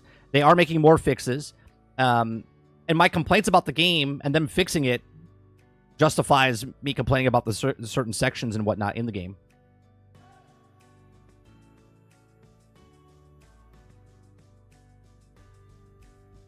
Different person. Sorry, it was Dreamcast guy. My brain is still starting up. See, I knew about the Dreamcast scenario, right? And here's the thing that I think that what Dreamcast is doing, and I think this is what Z was talking about, is that you're using someone else to make you credible. And I don't agree with that, right? Like, look, my credibility comes from just I make predictions and stuff, which is what I believe is actually going to happen, and then most of those things happen. Obviously, I'm not right all the time. But I'm never going to get the credibility because I don't have sources. I don't have, I don't work for an outlet where I'm writing articles and whatnot, right? But I would say more than most people that make their predictions or the people that come out with sources, I've said stuff with no sources, with nothing. And I've also been on the exact same line with them just because you can read the room, right? Between stocks and conversations that are happening behind the scenes and the tech of the chips and whatnot. All of this stuff that happens inside the world, you can look at it and go, well, yeah, 2 + 2 is 4. Chapter 8, thank you very much for becoming a member. Appreciate that. If you guys would like to become a member as well, you can hit that like button, hit that subscribe button. If you'd like to go above and beyond that, become a member as little as $5. We just read stories, have conversations, watch videos, try to get you through a couple of hours in your day that you enjoy. This is not picking on Chapter 8 in any way, shape, or form. This is not a debate channel. I don't debate anybody. We're having conversations. This is like you're in my house, okay? And having a conversation. We're watching TV, we're watching videos, we're watching different things, and we're having a conversation with each other. So everyone is welcome, and I appreciate everyone coming out and hanging out with us in the mornings. All right, let's start off. Let's start with the next video. I think I'm gonna let's do the Concord. Let's do the Concord one next. I don't know if this Concord one's gonna be good or not. Again, I don't watch the stuff beforehand. So let's do this. This is from the creator. It's called Laura Fryer. She's got 9,884, sorry, or 840 subscribers. Okay, subscribers. So let's watch this. This is Culture Killed Concord. Culture killed Concord. It's that simple. When you fail this spectacularly out of the gate with issues that are easy to validate with customers, you know, the people that pay you so that you can make games, well, you have a culture problem. Oh, and her background. Did I hit the wrong button, chat? I'm sorry. I didn't mean to do that. Let me restart it. Her background, I believe, is in game design, by the way. That's simple. When you fail this spectacularly out of the gate with issues that are easy to validate with customers, you know, the people that pay you so that you can make games, well, you. Why is the break up? Maybe I want to take a break, Mo. I'll take a break when I feel like taking a break. Maybe I was picking a booger. Maybe I was doing something. Have a culture problem. Either Firewalk Studios had the information they needed and they didn't bother to fix the issues in the game, or they never asked. Either one of these situations is a problem. Goodbye. Every game has many unknowns when you start out. That's why game development is so difficult, because it's iterative. You have to make the game while paying attention to what is going on around you, because game is that deep dive evolves. in? What we players might watch like that as well. changes. This means you need a studio culture that has a healthy feedback loop. Clearly, that didn't happen with Concord. Let me explain. First, if you haven't heard, Concord shut down after 12 days. It had less than 1,000 concurrent players and less than 25,000 units were sold. Cost-wise, I've seen estimates that said $250 million. 250 million, man. Okay.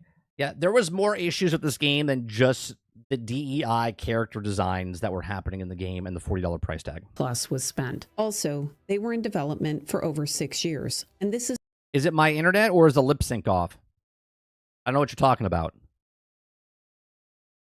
You want to fight? Fight me. This is the first issue we'll talk about. That is a long time to make a game, and the landscape of gaming evolves. Let's take a look at what was going on when Concord started. Overwatch had just shipped, and it was a spectacular success. Being inspired by the success of Overwatch is not a surprise. Everybody would want to make an Overwatch. The problem is that they took several years to make the game and the market changed. They needed to adjust. Unfortunately, this is not a new story. SOE. This happened to Sigil Games when they were working on a game. I mean, Mo, maybe it was bothering. Maybe it was blocking his passage off and he couldn't breathe. And leave the poor man alone. Game called Vanguard. Vanguard was a massively multiplayer game started in 2002. The company was founded by Brad McQuaid, who is credited with making EverQuest, one of the... Was he like knuckle deep? Was he like up there like this? He was like 2 knuckles deep. He had first finger up there, and then it was like up there like this. Man. The most successful games at the time. I joined Vanguard as the Microsoft executive producer at the same time. Oh, see, so she joined Vanguard as the Microsoft executive producer.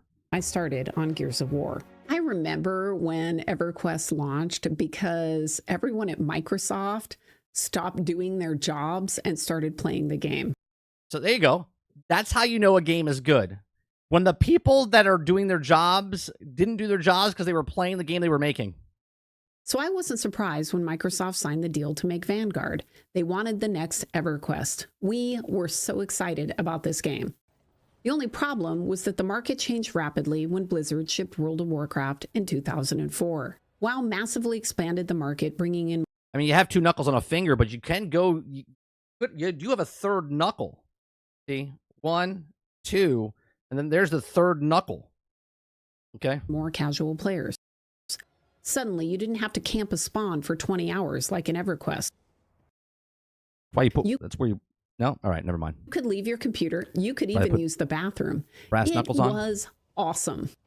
It was a whole new world, a world gamers liked. Unfortunately, the Sigil team didn't want to hear that feedback.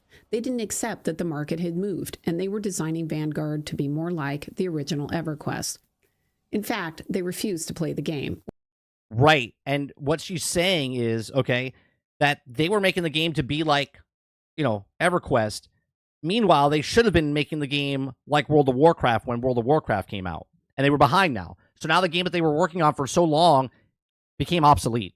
Which I found very confusing. For context, most game developers play every game that directly competes with theirs. They play to learn and for inspiration. They play to make sure. What?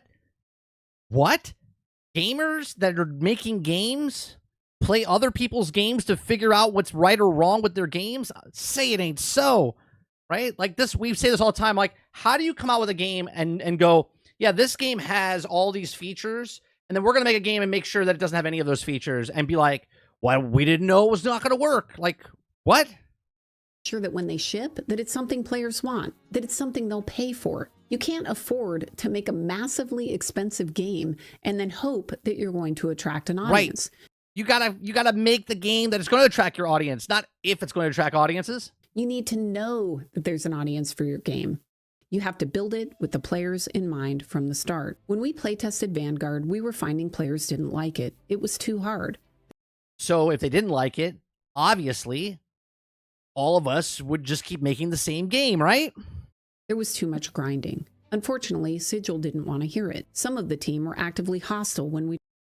Do you see the problem? Right? We're making a game for gamers. The gamers say we don't like this game. And then the company's like, well, tough shit. They don't like this game. We're going to push forward to make this game. What?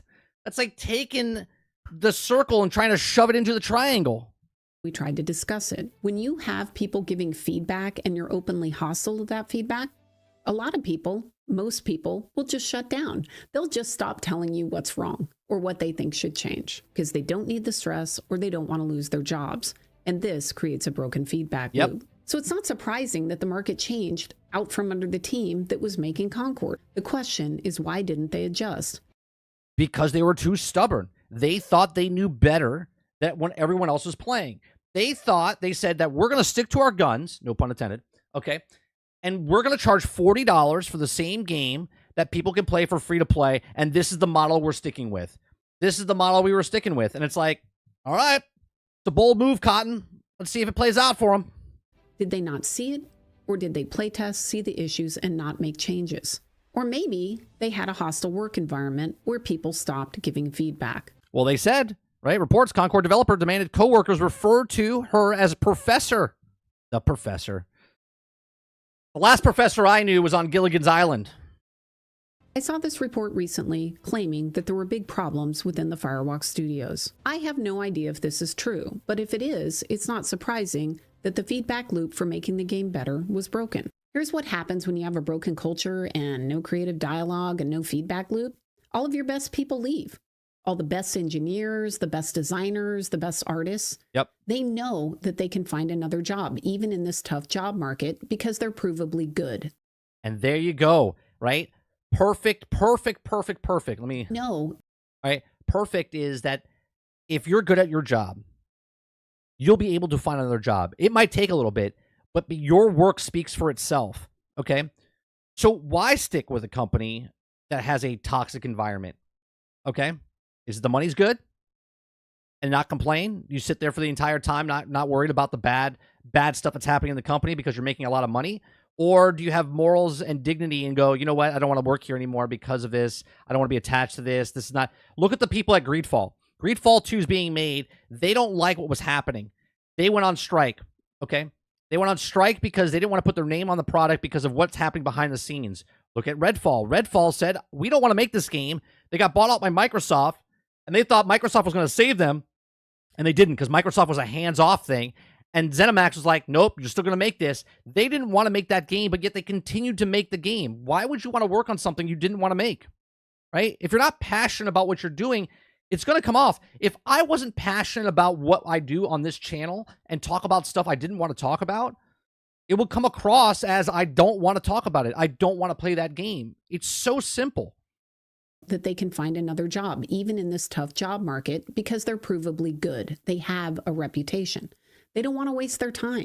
Then you have your next group, the people. Imagine a developer not wanting to waste their time. Imagine a gamer that doesn't want to waste their time in a video game because you don't respect my time. That are good but aren't confident or don't want to look for a job.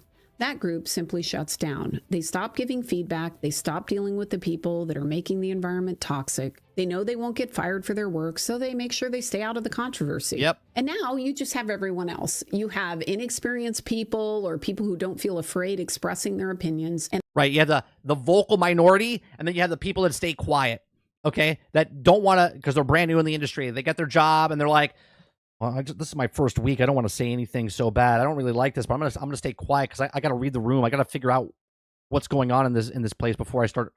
Who's vocal? Who to stay away from? Is Karen is very very bad to talk to? Is Todd very bad to work for? Right? Who am I supposed to trust? Right? So they just stay quiet. They just go along. And those vocal people will start driving the design and the look of the game, and that isn't what you want.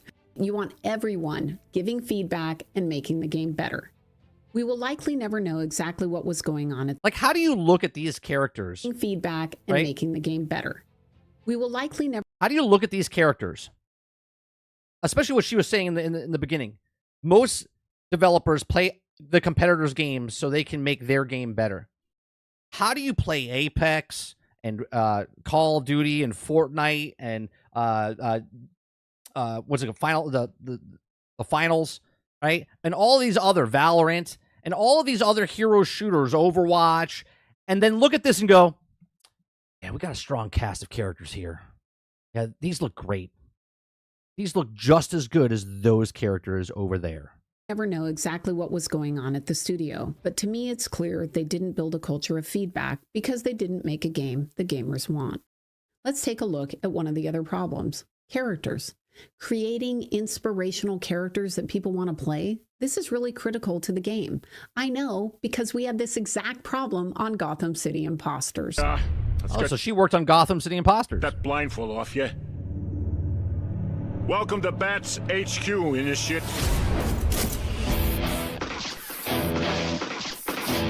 As you know, we are dedicated to honoring Batman's nobility through our words and deeds. For context, Gotham was a first-person shooter that shipped in early 2000. This was a bad game. It was fun. It was fun, but it was a bad game. 2012. It was made by the team at Monolith that shipped classics like No One Lives Forever and Fear. The idea... Yeah, Mo, they have to do that. We talked about that last week. I said they're removing it all because it's probably going to be a tax write-off. This is what movie companies do.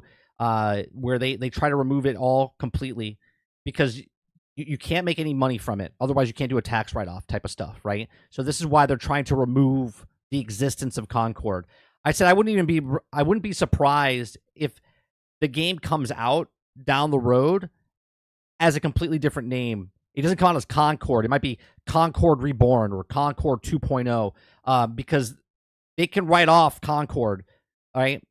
But now they have to change the name. It was based off of this clip from the Batman movie. Don't let me find you out here again.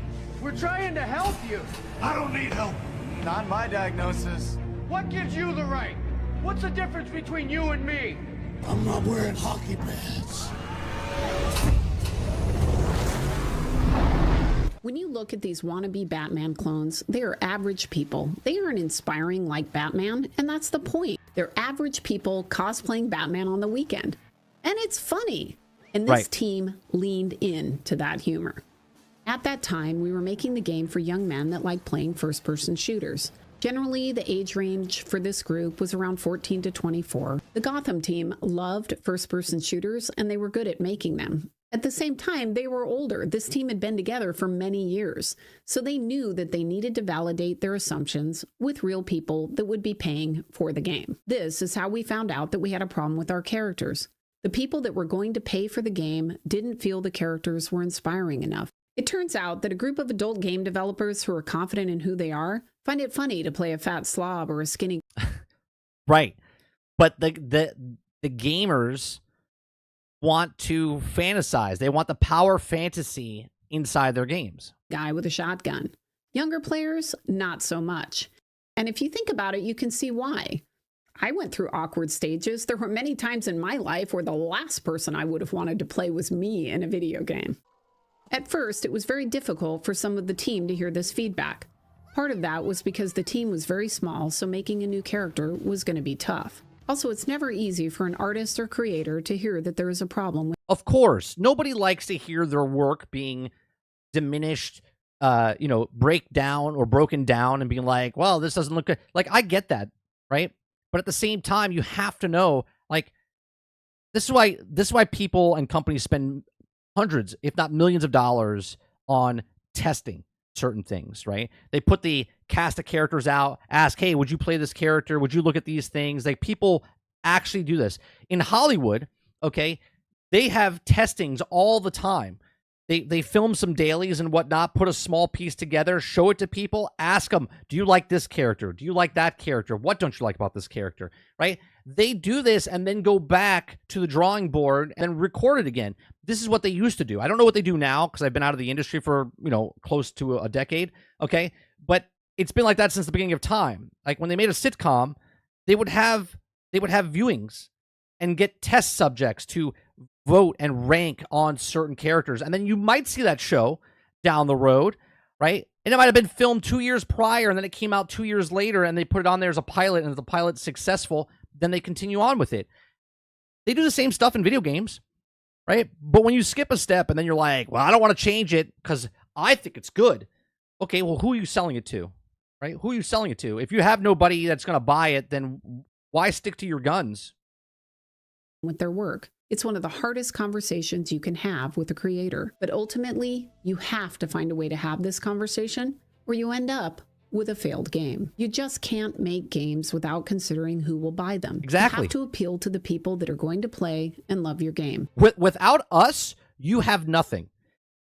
Without them, we don't have a video game. But the funny part is, there's plenty of people making video games, right? So now you're competing for our time, our money. If I have $60, $70 ready to dish out, who am I giving it to? Right? 10 games show me it's like a game of The Bachelor. Here's the rose. I get to hang out with you. I've given my money to you. Now show me a good time. And that brings us to the next problem, the $40 price point. If you ship something free, you can't change the price later and charge more. Yeah. Can never go up. You can't have a free-to-play game and then make it $40 later. It doesn't work. People anchor on that free and they never go back. So maybe that's what Sony was thinking. We had a similar issue with Gotham City Imposters. We didn't feel that Gotham City had enough content to charge $60. So charge 30 or 40. So we went out and we asked our target market what they would pay. What we found was that there were basically two price points, free and everything else. From a community standpoint, we felt it would be better to ship Gotham as a free-to-play game because we felt more people would try the game and we'd have more players. As you saw with Concord, if you were a multiplayer-only game and nobody is playing, it dies quickly. Exactly. Of course, these were early days of free-to-play gaming on consoles and PC. Many gamers didn't like This is like 2012, wasn't it? the free-to-play model. I was one of them. I still prefer putting down money, getting a disc, and playing the game forever. What?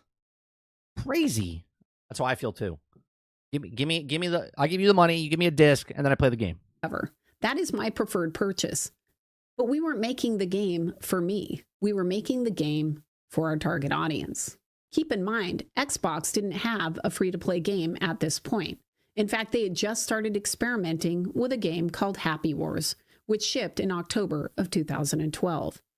So we were stuck, and that's how we ended up in this in-between stage, which some people didn't like. I thought this review from the Cynical Brit really captured it, and he was very fair with his feedback. Extra points for that. The debate, I suppose, with a title like this is whether or not it should be a pay-to-play or free-to-play game. And it's weird, the market's in this weird state at the moment where they'll willingly accept Call of Duty and its progression system as a $60 title on a yearly basis, but if you have a similar progression system in anything below $60, people say it should be free. What? That's because of single player. That's the biggest thing. Call of Duty has a single-player campaign, and that's why it stays there. That is the value point of buy it for the single player, play it for the multiplayer, and you can play it a ton more afterwards. But if you just get the multiplayer, people are like, is that worth it? What? I was reading the RPS. Eventually, Gotham was a free-to-play game. But unfortunately, it never recovered. It never got the interest it needed to continue. The leadership that made that game left the company, and WB Games abandoned the title in order to focus on their new franchise, Shadow of Mordor. Shipping a game, any game, is really hard. So I give Firewalk Studios a lot of credit for shipping it all. Yeah, I used to love Total Biscuit. They should be proud of having gotten it out the door. I personally am not happy to see them fail. I find the situation sad because from my perspective, it could have been different. I felt the same way about Vanguard when it failed. Sigil and I didn't see eye to eye on a lot of things, and I had hoped that when they moved back to Sony, a culture they were familiar with, they would fix the game and ship something wonderful. But sadly, that didn't happen. Much about the games industry has changed over the years, but making successful games still requires building a team and a culture where feedback is heard. You see what she said? Building a team. I've said this last week and the week before, and I've said it before, okay? It's just I use sports analogies a lot because it's a team-based thing, right? You can have the greatest team ever, but if that team does not gel, you are not winning games. You are not winning championships. And to take that and go to a video game now, they don't need to win championships. They just need to make a game, sell a game. If your team is not gelling, is your team not working together, if you don't have that feedback loop for your game is going to struggle. She's even said it. These are people in the industry. I'm not a person in the industry besides just playing games and knowing, like Alana said earlier, I have thousands and thousands of games and 40 years plus of knowledge of video games. I've seen it from Pong all the way up till now, okay?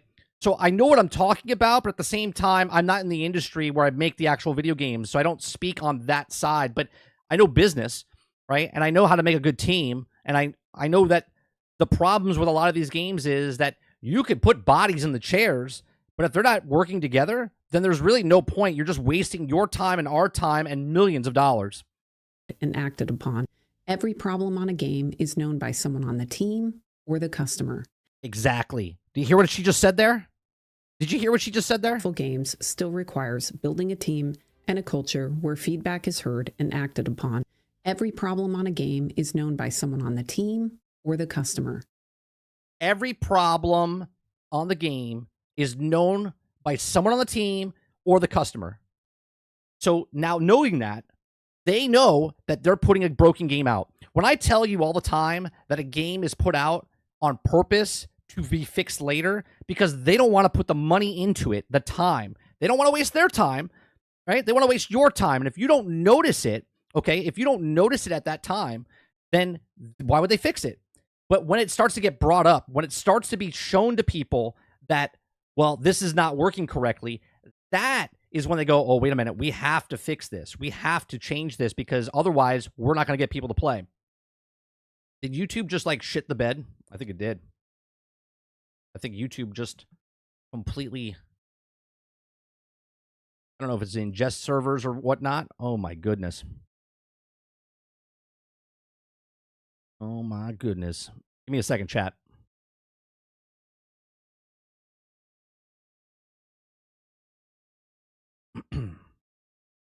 Chat, can you guys still see me and hear me?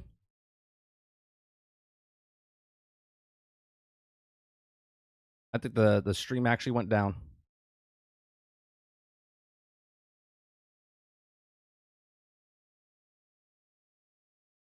Yep, you can still see me? Okay.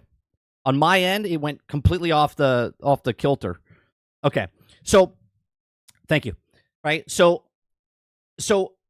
when they put a game out and they tell you, well, we're listening. Yeah, they didn't want to put the time in to fix the game beforehand. So they decided to fix it afterwards. That is planned that way. That is not, well, we didn't know it was broke. We didn't know it was, you know what I mean? That is the thing. And if you can surface those issues and act upon them, then you're going to make a better game. It's really that simple. Culture matters. When you're slowing down to the speed of a slug, you gotta jump, bigger jump. When the long day's got you feeling fat as a rug, you gotta jump. I think we're gonna get DMCA'd for this. Who knows?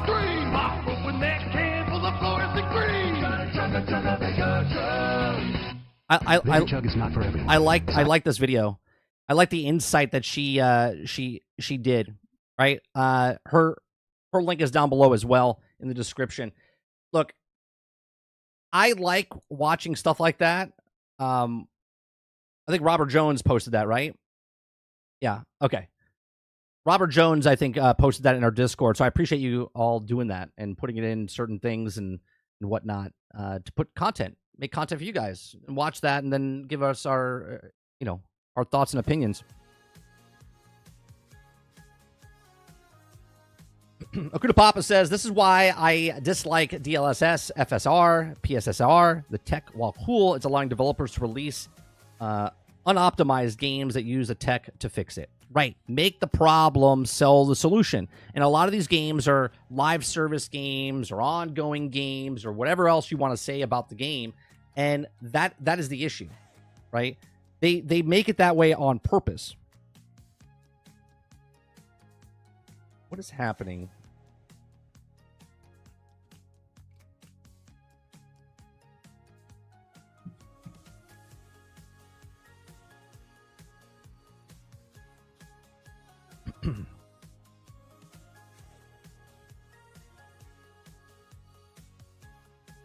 Pretty catchy song. All right, the last video we have here, and then we're going to add another one if we have time. This one's 27 minutes long. Maybe we can listen to this. Let me see how fast this guy talks. Maybe I can do 1.25. Maybe it won't be too fast. Let me see how this guy talks. Our fault.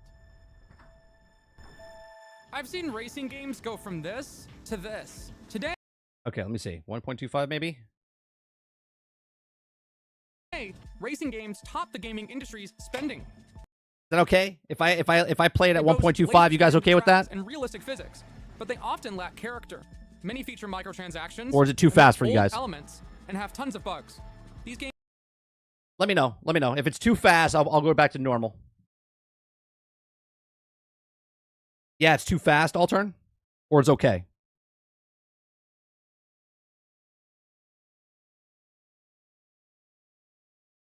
It's good? All right. So we'll start it back. So this video is called Racing Games Have Crashed and Burned. Okay? I've said this in the past as well. Personally, I was like, racing games to me are gorgeous. But it's like the Madden effect, right? And when I say about the Madden effect, it's Call of Duty, Madden, whatever you want to call it. It's like incremental changes that happen, right? That it doesn't push me to go, I gotta have it type of thing, right?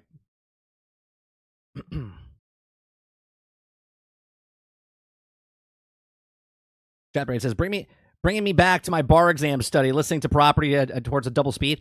I've evolved as a person when I listen to videos. When I'm not doing it on stream and I'm watching videos, I'm at 1.5, sometimes 2.0 speed.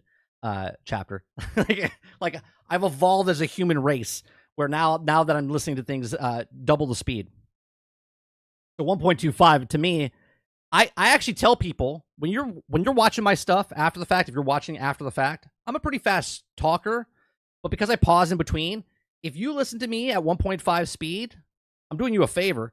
One, you're taking me in faster, and you can go watch more stuff, but I'm a good speed at 1.5. All right, let's watch this.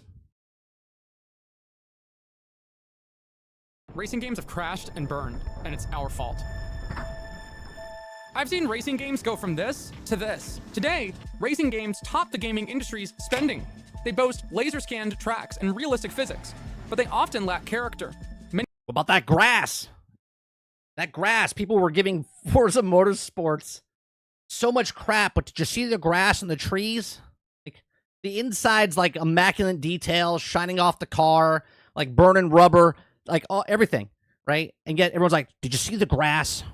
Many feature microtransactions, emit old elements, and have tons of bugs. These games mirror the industry's problems.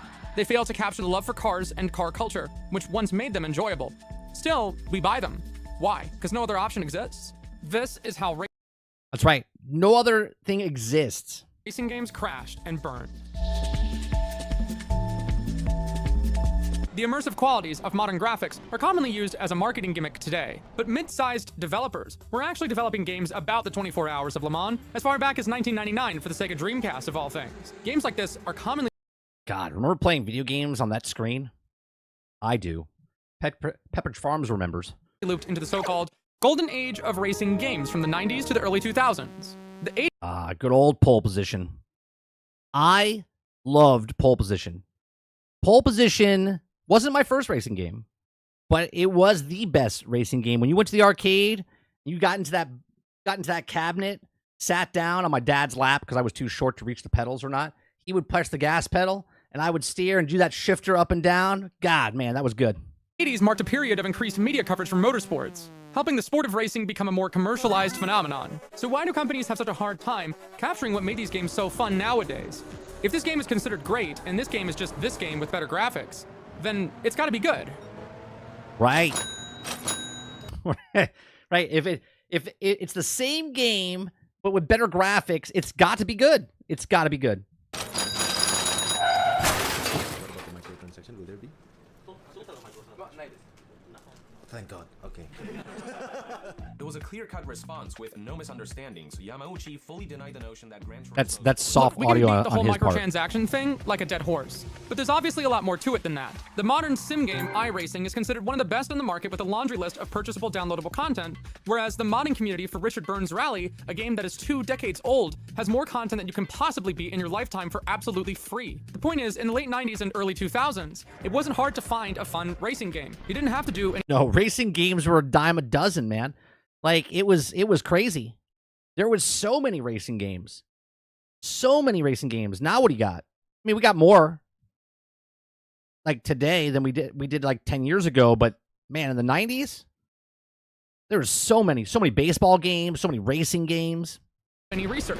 You had Burnout, Ridge Racer, Gran Turismo, Need for Speed, Project Gotham, Road Rash, Midnight Club, Mario Kart, F-Zero, Test Drive, 4, 5, 6. This was a great era for racing games, mainly because a lot of the concepts at the time were novel. Mario Kart was a party game that anybody, regardless of skill, experience, or intoxication level, could play. If you had a Nintendo console in your house, you had Mario Kart. That was just a no-brainer. Games like Burnout were considered arcade racers, mainly because, just look at it. Tons of other video games were about giant robots and alien invasions, but many racing games were about real cars. The game that really kicked the entire industry into high gear was an old game called Gran Turismo, released on the first PlayStation. Gran Turismo was so good. On the original PlayStation, you're like, look at the graphics. Look how crazy this is. And now, like we started off this whole stream today, right? Can you imagine if your first game is the newest Gran Turismo? Like, that is your first game ever. Okay, you're a kid. Your dad's got a PlayStation. You load up Gran Turismo. Was it 7 now? And you're like, this is amazing. Where do you go from there? Where do you go from there? Do you just go outside, get in the car, and just drive instead? Like, where do you go? Gran Turismo had a focus on accessible realism, letting the average person experience the essence of cars at a pace they felt comfortable with. Yet, if that was a little too boring, casual gamers loved Burnout and Need for Speed for their high-speed crashes and wild antics. This era of racing games gave everybody a way to participate in car culture that didn't really exist before. Old-school racing games were more than just a way to pass the time. They were a way to celebrate these machines that represent our lives in so many ways. Cars look, feel, and behave in unique ways, in real life and in video games. Cars have personality.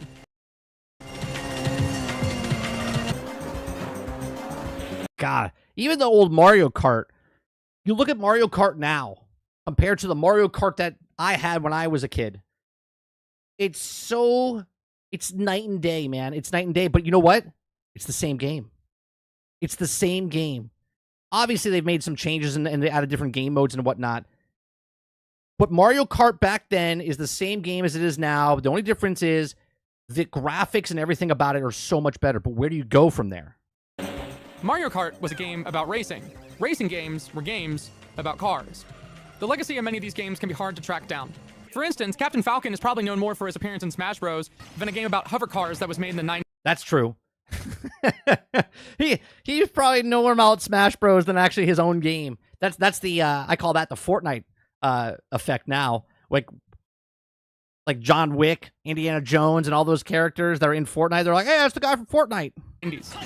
Ridge Racer is long gone. It's Ridge Racer. Oh, Ridge Racer. That's another one. Ridge Racer. Remember that one? And nobody even knows what Forza Horizon has in common with Grand Theft Auto. The point is, before the industry got consolidated and heavily corporatized, the mid-sized developer was a unique way to hit these markets. A large AAA studio with thousands of employees might not have wanted to go all out on a game about running into as many cars as possible. Likewise, You know which one of my favorite arcade games was called 20 was Rush 2049, if I remember. When Rush, because I used to work in an arcade, when Rush came out, I think it was called San Francisco Rush is the actual one I'm thinking of, right? San Francisco Rush arcade game was so good. That was an arcade sim, but man, it was such a good time to play that. And NASCAR Daytona 500 cabinets, that was a blast to play as well in the arcade. Small indie studio of about 10 people might not have had the resources necessary to get the crash physics right, but a mid-sized developer could. These studios had a perfect... See, I don't know, Chapter. I don't know. Like, look, I don't want to say graphics are not going to get better, right? Because they won't be realistic as much, but they're so close now. Like, I feel like we've hit the roof. But you're absolutely right. Like, my son at 10, now when he's my age at 46, he'd be like, God, I remember when we first played Gran Turismo 7. Graphics look crap by then. It's like realistic. They're in like a virtual headset where they're actually... I think it's going to be the experience of the game, not the graphical intensity of the game. You know what I mean? Like, right now, in virtual space, in the headsets, they feel good, but you know it's a VR thing. If VR can get where games are like they are and like super realistic, whoo, that's going to be the next level. I think that's where it goes from there. Balance of ambition and practicality, producing polished, high-quality games that publishers didn't feel terrified to back up. Cars are cool. Computer graphics seemed like an easy space for them to occupy. You can't drive a Lamborghini, but you can drive one in Forza Motorsport. Right. Sure, you don't really know the difference between what a Lamborghini and a hatchback... Like, look at the dials, the air vents, the steering wheel, the hands on the steering wheel, all this stuff. And someone's worried about the fucking grass. Like, get out of here. ...can do, but you can see it in the context of a video game. But the usage of real cars can pose a problem. Even when the real car is in a game that's not real, you still kind of trick people into thinking it's kind of real. And to make things even more complicated, there's tons of different types of real racing. There's open wheel, stock car, touring car, endurance racing, rally racing. Racing on snow is different than racing on mud, or racing on an oval, racing on a windy track, or racing for 24 laps as opposed to racing for 24 hours. As long as there are many different types of cars, there are going to be many different types of racing. So you usually got to pick one specific kind and do it well. Spread your net too wide and you don't get any customers. Right. Suddenly, you start to understand why the guys who made Mario Kart made Mario Kart. Regardless, Right, Mario Kart's Mario Kart. First video games I and many gamers ever played. Am I going to get Wreckfest 2? No, I would never purchase that game. No. Comes to Game Pass. I'm right there playing it. Racing games. Something a lot of these games had in common was a clear and obvious passion for car culture. To me, Mario Kart was a little kid's game. What I was playing was different. When I was very young, my parents got me an Xbox for Christmas, and I sank hundreds of hours into Sega GT 2002. Never played this one. Instead of speeding through a blocky-looking city in Test Drive 4, I was on real tracks meant for real race cars, and I was hooked. I played... It was just called NASCAR. It was a demo disc. And on this demo disc, it was just one circuit, right? It was like a race of 10 laps or whatever on this demo thing. And it was fully destructible cars. So once I played the demo and won the race or whatever, that you had a feeling for what the game was, and there was like upgrades and different things, and you could do the drag and whatnot. Then all I did was crash cars into each other, because you would see the pieces fall off on the racetrack. You would see it demolition. You would see the flips and happen.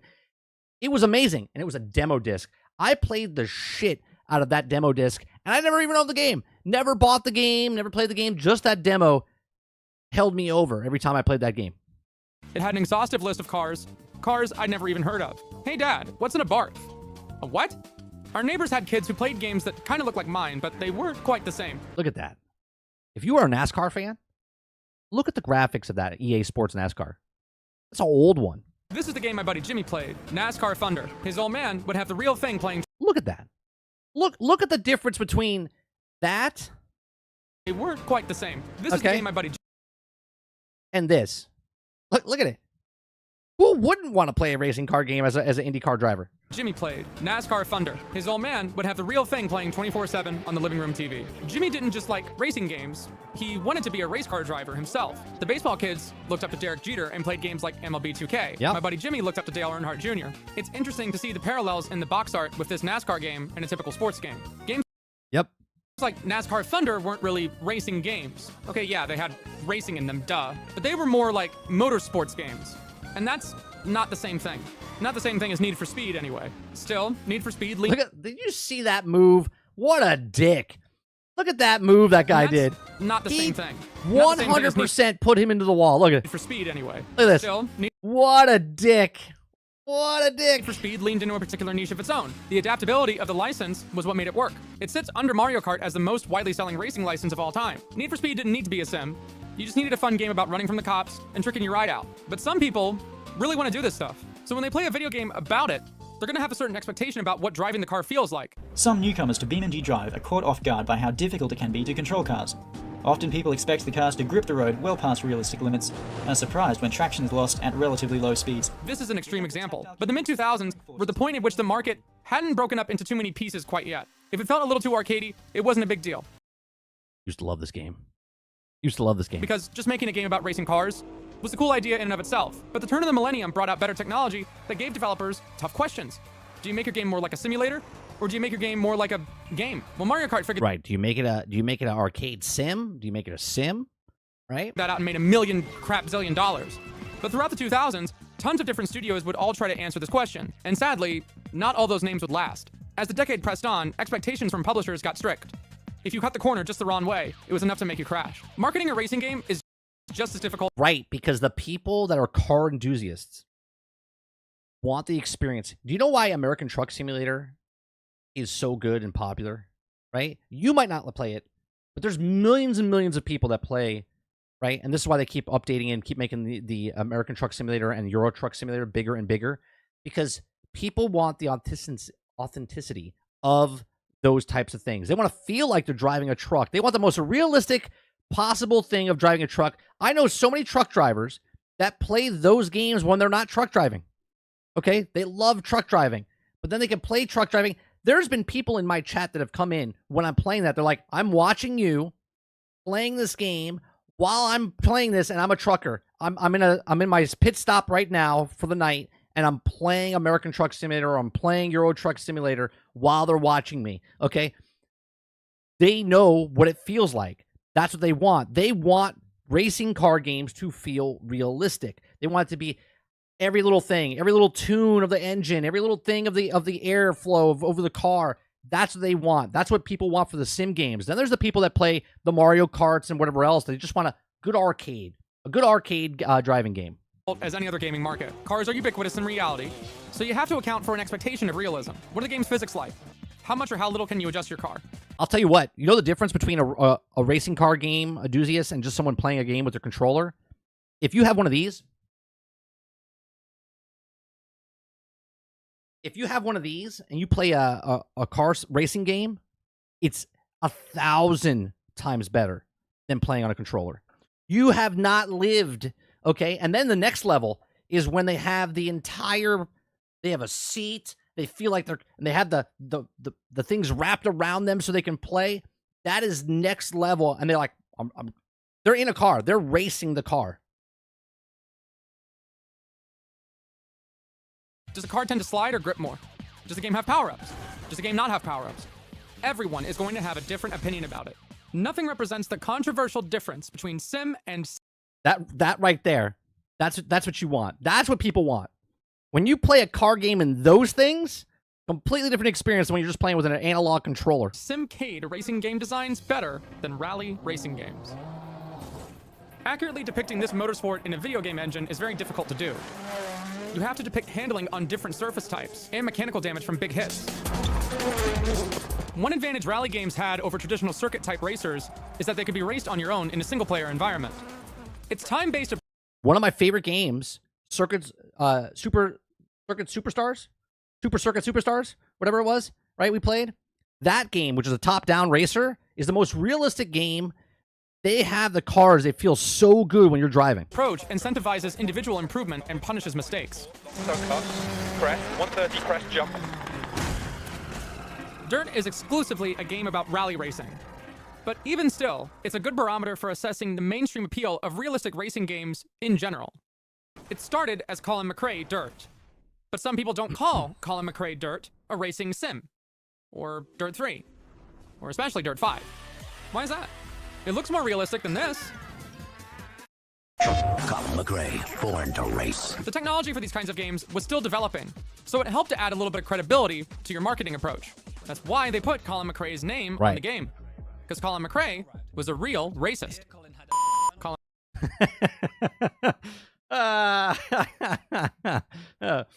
Take two. McRae was a real race car driver.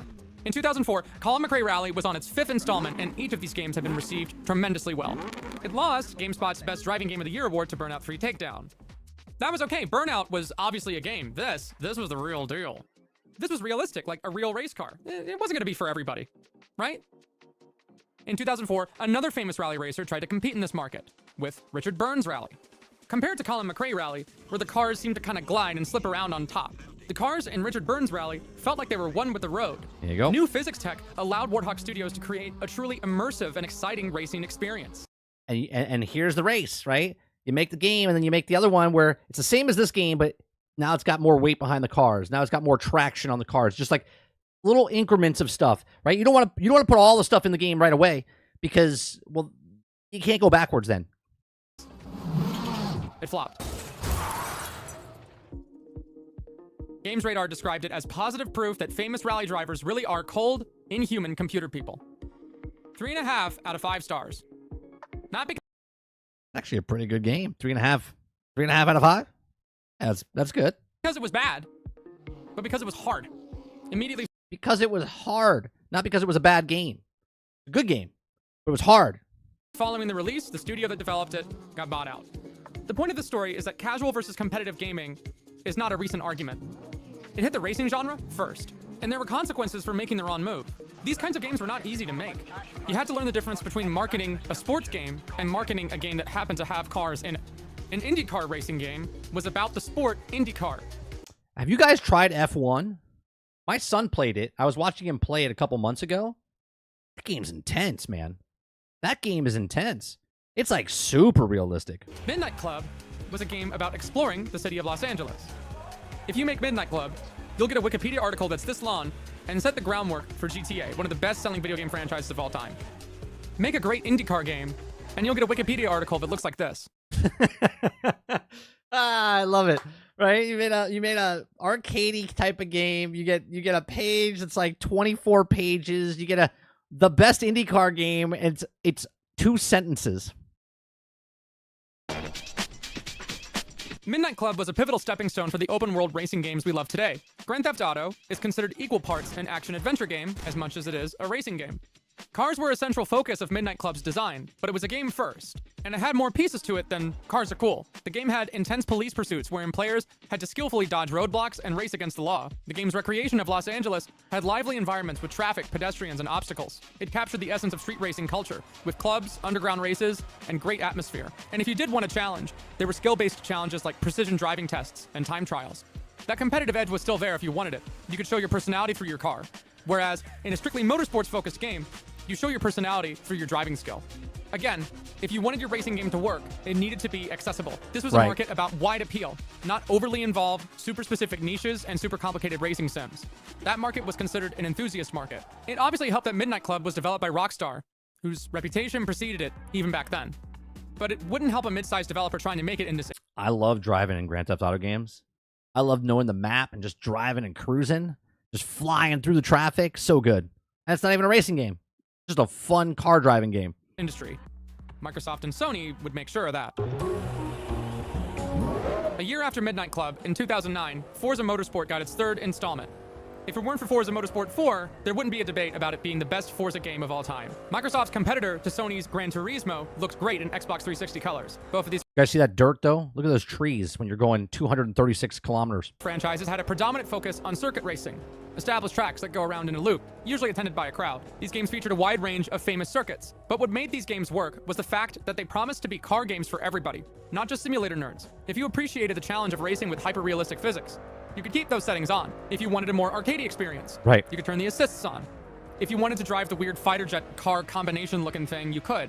But you could also race an old pony car. You could make the pony car into a sleeper build with modern stuff inside. You could paint the car and take pictures of it. They were your cars. And Forza gave you a virtual garage. Games like Gran Turismo and Forza were celebrations of cars, rather than... Forza Horizon is still one of the best games out there. I love that game. The open world of it and driving around and all the different cars you have and all the different races and all the different things. Such a good game. Such a good game. Celebrations of one particular type of racing, like NASCAR or Rally or IndyCar. But these were the big shots. Gran Turismo and Forza were flagship franchises of their respective consoles. They were great games, but they were so good that competing with them was really difficult. To stand out, you had to be creative. Bizarre Creations had been putting out some sleeper hits with the Project Gotham Racing series for the past decade. Those games had similar scope and scale to the every car you can think of kind of content approach. But they'd recently tried something a little bit different.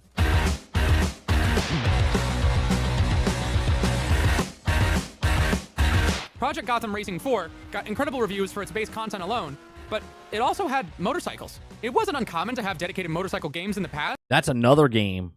Like the motorcycle games, those are intense. But those games niched down too hard and they flamed out. So Bizarre had a novel approach here. Make a great base racing game, but offer something a little exotic that people can appreciate if they want to try it. PGR4 is often cited as one of the best racing games of this era, if not the whole genre period. 3 years later, in 2010, Bizarre would follow up their tremendous success with PGR4 by doing something nobody had really seen before. Their newest game, Blur, was most assuredly an arcade combat racer, but it obviously had a totally different approach. Nope, I'm good. It used real cars in real-life locations and combined semi-realistic driving mechanics. I don't like the with arcade nitro stuff like boosts, this. Mines. And I love San Francisco Rush. Okay, I love those arcade games, but I just don't like. I like the more sim type of games now. If I do play a Forza, is like a balance in between. You can make it super sim, or it's arcadey. But I hate the arcade stuff like this. Like if I want to play a game like that, I'll go play Mario Kart and whatnot. And seeker missiles. Power-ups could be picked up and swapped. So there was a strategic element. Or Disney Speedstorm. To the game. Mario Kart was a fun party game, but this was a lot more hardcore and a lot more skill-based. Blur was the culmination of Bizarre Creations' knack for novel gameplay design, with over a decade of experience making quality racing games. It was a ton of fun to play. And a year later, Activision shut the company down. Story surfaced after the fact about its development that didn't paint a pretty picture. Activision had constant oversight on the project and imposed several constraints on the process. One of these decisions was a strict adherence to using licensed vehicles that existed in reality. Supposedly, this was a decision to cast a wider net, but the game's clash of realistic look with arcadey visuals... That's the downfall for a lot of these car games. Their licenses, once they run out, because they have all these different brands, you can't play them anymore. Arcadey gameplay was confusing and difficult to sell. A number of features were pushed for that deviated from the developer's original vision, and the project felt inconsistent and unfocused. The game had insufficient advertising, with no post-release content. Blur was the canary in the coal mine, and more companies like Bizarre Creations would follow suit. Drive Club, developed by the people responsible for the widely popular MotorStorm series, released in 2014 as a social racing experience, but with servers that hardly worked. 2 years later, Sony closed the door. Yeah, it's so stupid, Water, that they don't want to see their cars damaged. Like, whatever. Or is at Evolution Studios. By now, the message was clear. The average consumer was now totally at the mercy of the AAA machine, and the results would be disastrous. That's what I want to see. I want to see a Ferrari completely destroyed like that. That's what I like to see. Disney's Split Second was an arcade racer that released alongside Blur and failed to meet sales, ultimately leading to the shuttering of its developer BlackRock Studio shortly afterward. Need for Speed The Run had a story-driven campaign that departed from traditional racing games, but it underperformed and finally led to the closure of the well-regarded EA Black Box. But as most people know, publishers would double down on the always-online thing. The 2015 Need for Speed reboot had it, quickly sucking the air out of its sails, with AI, physics, and networking that all stunk. This game would also start an annoying trend of beloved franchises dialing back content that existed in previous games. 2 years later, in 2017, the flagship racing franchises of Forza and Gran Turismo would get bit by the corporate rot too, with aggressive microtransactions and even loot boxes that gatekept content that existed in previous installments. Even if you could get your car on the track, You had corporate breathing down your neck demanding certain monetary decisions despite their wide unpopularity, often fiddling around with the overall experience for the sake of quick cash. Like a talented driver at a mismanaged racing team, talented artists and designers in this period were given unwinnable situations with overloaded and unreliable game engines. These games looked pretty, but the experience was so awful that nobody really cared. The bleakness of the situation prompted independent game developers and hobbyists 5.9, mediocre. to come up with their own solutions. If they couldn't get the racing experience they wanted from This is what people like right here. celebrity status studios, they could figure it out in their garage. After all, the software to make these games was free. Surely the small development teams wouldn't have issues with quality control. The small development teams would have issues with quality control. You gotta love it. You used to buy a game, play a game. Now you buy a game and wait for them to fix it. Like it's shaking my sim rig.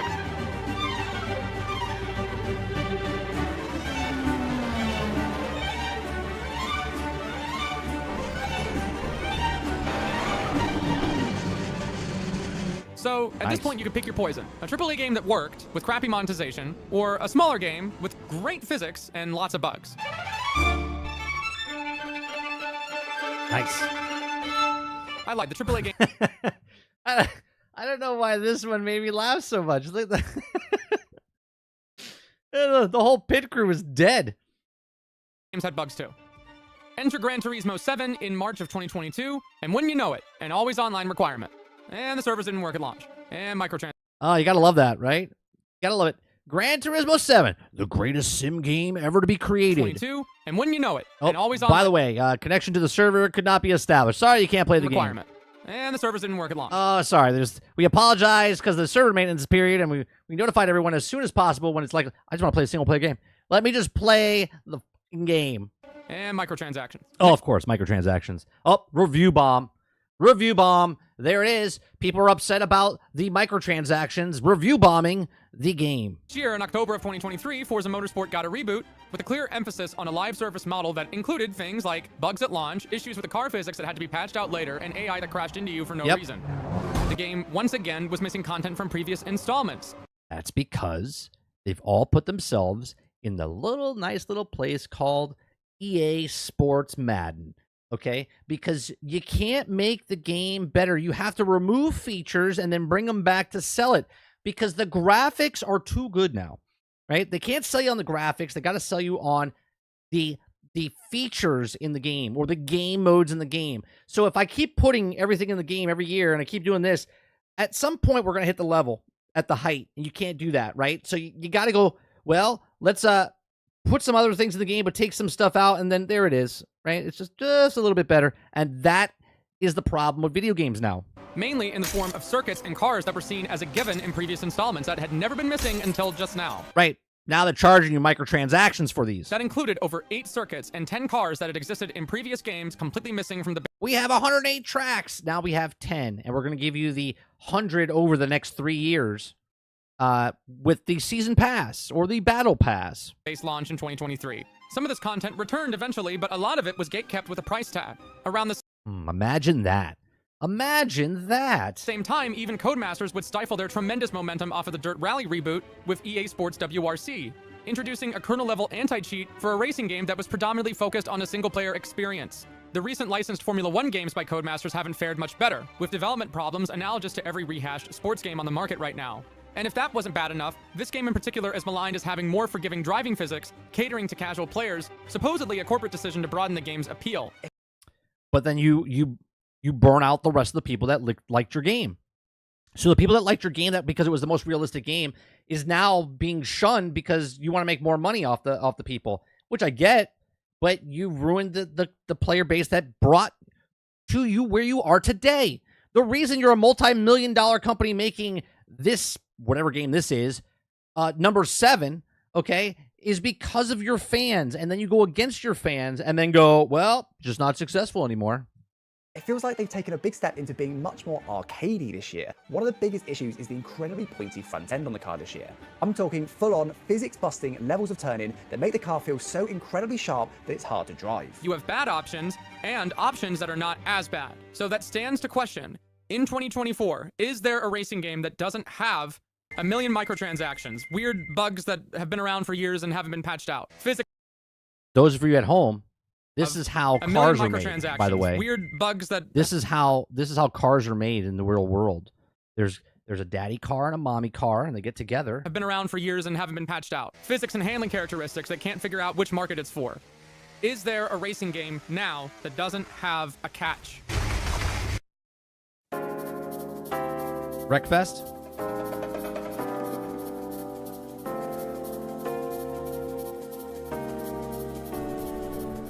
Beam NG Drive is $20 on Steam, and it's often likened to a physics simulator more than a racing game.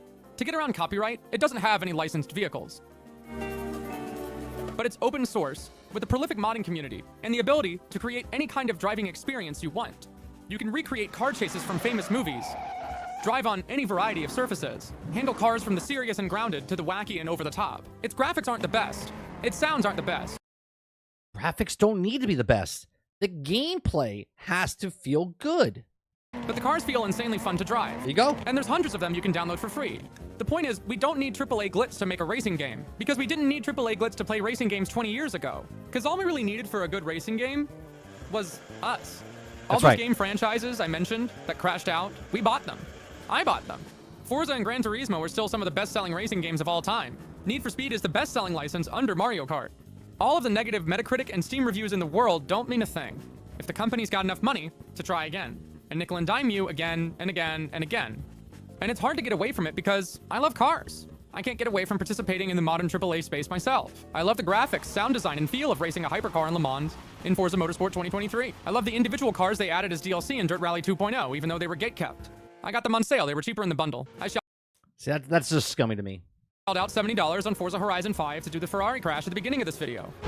Turns out we did the Ferrari crash in Beam and G Drive instead. The game's pretty fun though, it's kind of like Burnout Paradise. I love cars. Cars are real, and when you gatekeep something from me that's real, it's tough to say no. Cars are experienced, and they say something about the people that made them and people that drive them. This then is a blue-collar car with a blue-collar punch. It's why Top Gear lasted as long as it did. Because that show wasn't really about cars as much as it was about guys doing silly, insane doing stuff stupid with shit in cars. And that's probably why Beam NG Drive is enduring as it is now. Because we didn't need AAA glitz to play racing games 20 years ago. That game's selling me on just the physics of breaking it down. This is why I think Wreckfest was actually a really good game.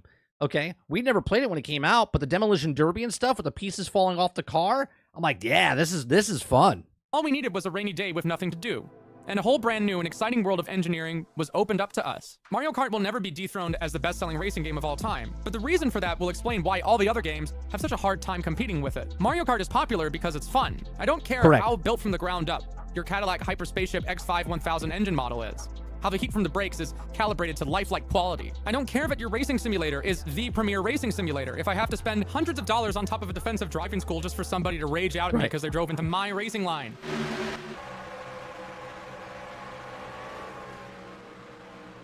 You're not clear, dude. What are you doing? I don't care if you talk to Max Verstappen personally and what was that guy talking about? my racing line. That dude's in the line. He tried to come over. He tried to come over to box him out. He stayed strong. That dude at Flip is 100% wrong in this situation. You're not clear, dude. What are you doing? I don't care if you talk to Max Verstappen personally and he made a thumbs up in a commercial for your game when he's complaining about your game and the quality control on his own live stream. They can't even control their own game. And this is already the third time this happens to me now that I get kicked off the game while doing this race. So it's also the last time I'm ever participating. I'm not asking for a lot. We're not asking for a lot from modern racing games. We just want to have fun driving cars and doing sick, crazy stuff with them. That's it. Too many cooks in the kitchen. That's why I like Forza Horizon 5. Like, you just drive. You just drive around, have fun. You don't have to do anything in the game. You can just take your cars that you earned. There's paid ones, by the way. Okay? But you can just take the cars that you have and just drive and have fun. Me and my son played it here now and then with him, right? We'll just drive around and just have fun. Race from point A to point B. Check this out. Look at my car. It's about having fun. With a perfect mixture of pride, ego, and incompetence has led to the collapse of many once famous auto brands at the commercial and the motorsports level. But that's also provided scrappy engineers and drivers the opportunity to change history.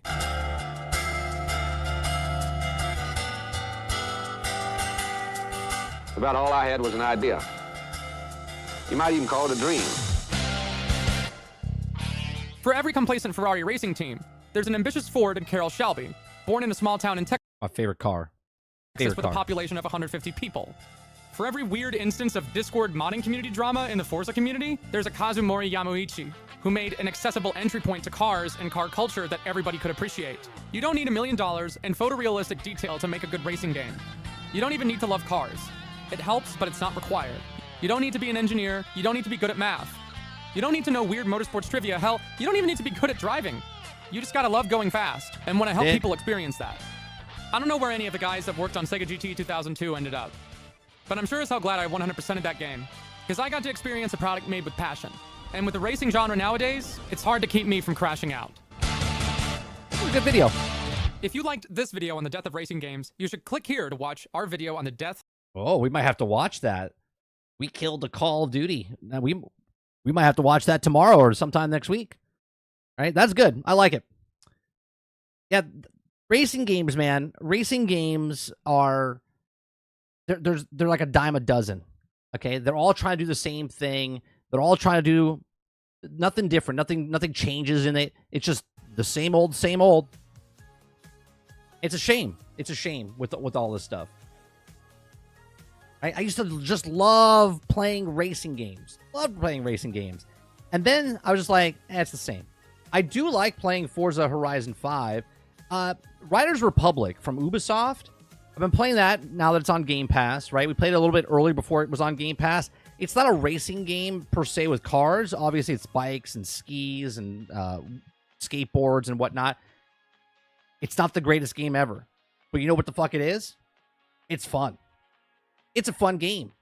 There's tons of people playing it. Like, when you go on the servers, I don't care what Steam says. When you log in to the console, at least on Xbox, there is thousands and thousands of people playing. You can see them all over across the map. The place is packed because there's just kids just skateboarding on the 10 by 10 foot area where they're doing tricks on a pole, and there's people skiing down a hill, and there's people skydiving or parasailing or doing all this other stuff. It's so just it's crazy how big it is. The map is gigantic, and it's just a fun game. You think they care how realistic the skating is, or you can't do the stuff on certain things? It's like arcade meets reality, but it's just a fun freaking game. It's amazing. Ron says, can a fighting games be lumped into the same category as racing games as far as repetitiveness? I mean, any game, if you want to compare repetitiveness, can be compared to other games that are repetitive, okay? Fighting games, you have to change up what you're doing. You know what changed in the fighting game genre? And I don't know if I don't play a lot of many fighting games now, okay? I believe it was DC Justice, right? Or Injustice. The maps, was it Mortal Kombat or DC that did it first? Where when you're fighting, you're not just on one map. Like, you would break through the wall, and then the match would continue. Was that in Injustice, or was that in Mortal Kombat? I forget. But that was the evolution of the fighting game, right? It was Injustice, thank you, right? So that's the evolution of, it's the same fighting thing, but you got to make it different. You got to change it up a little bit, right? And that, it was Dead or Alive. I'm pretty sure, was it Dead or Alive that did first? Like I said, I don't know my fighting games very much anymore, so there's a skateboard in that game in Riders Republic. Yes, it's a DLC pack, I believe. Why? Because they know they could sell it to you. The whole skate park.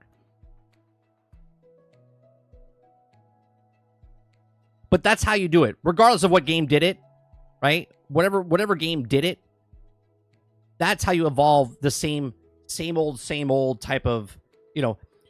What you don't do is, here's a game mode in this game, and then you remove it from that game, and then you sell it 3 years later and go, hey, we're putting this game mode, and you're like, sell it as new, and you're like, it's the same thing. You're putting it back in there. Like, what else are you doing with the game? Look, Angry Joe says this all the time with Madden football.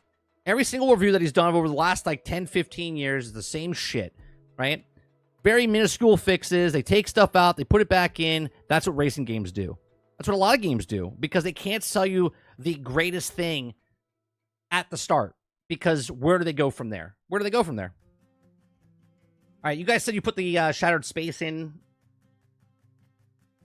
Shattered Space Deep Dive. How long is this? 9 minutes. All right. We're going to watch the Starfield Shattered Space Deep Dive and see what else is all about. Altern says skates and BMXs are DLC, aren't able to have the BMX, but all the BMX races are behind the DLC, and they just give you the vehicle in Riders Republic. There you go. Fighting games are doing it worse. They make you play for old characters and DLC in new games. Oh, see, that's shitty, Jones. You know what I mean? Like if I made I don't know if Injustice is doing this, but if actually I won't even use those. Let's say Marvel Rivals comes out. It has 39 characters at the start. Then down the road, they add a bunch of other characters. Now, Marvel Rivals 2 comes out down the line, and now they have less characters than they had originally, and different characters. It's like, it should be all those characters, and then now new characters on top of that. They're like, no. Now they're like, well, how can we sell it? How can we sell it?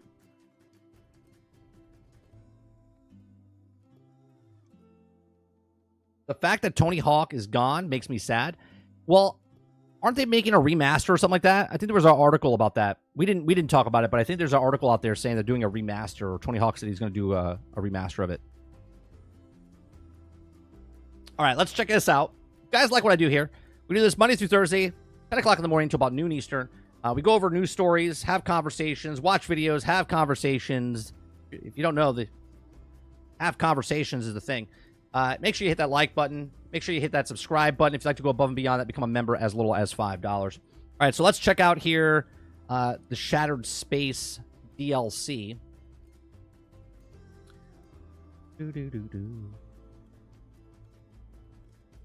No.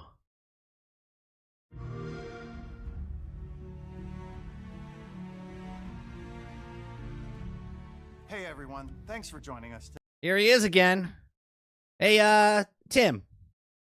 I know you're doing golf again today, but can you do a quick video for us before you leave the studio? Sure. I can hop in there for you. Today, it's been an incredible journey since Starfield launched last year. I want to thank all of you for making it the biggest launch in Bethesda Game Studios history. Your continued support and feedback drive us to making Starfield the best experience possible. Since launch, we've added new features, technical enhancements. You say features, and I say you've added stuff that was supposed to be in the game from the start. Fresh content, and the newly released Rev 8, Starfield's first ever land vehicle. Now we're expanding Starfield's galaxy with a brand new, completely handcrafted world and deep new storyline. Now see, I have a question. Did they make the game so big and procedurally generated so when they do work on something handcrafted, it sounds better? Right? Isn't a game itself handcrafted up until the point of procedurally generated stuff? Now they sell it to you like it's an odd thing. They're like, oh, handcrafted. Oh. Like, what are we talking about? This September, we're launching Starfield's first major expansion, Shattered Space. Today, we're giving you the first look at the mysterious homeworld of House Farouk. So let's dive in and explore.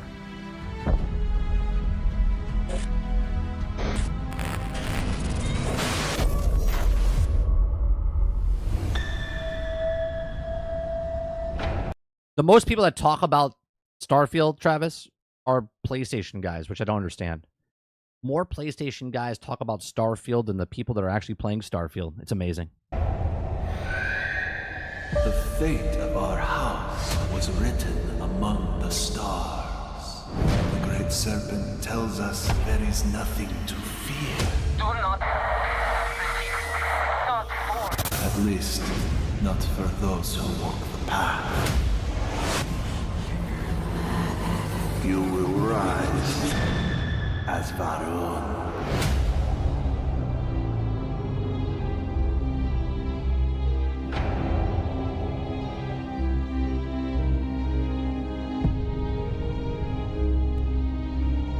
love Starfield's massive open galaxy, but from early on in our planning, we knew...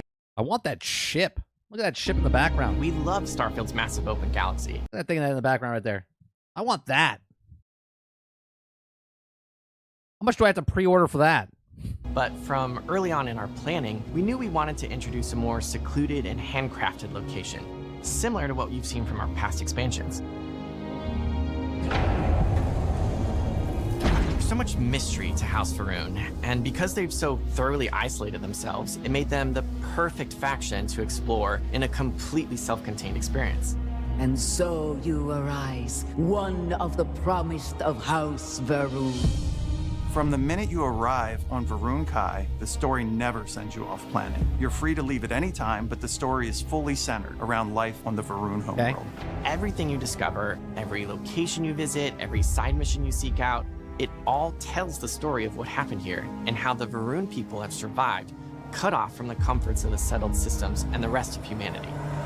My big question, and maybe they'll answer it in this video, is this a standalone DLC where Va'ruun is only in this section?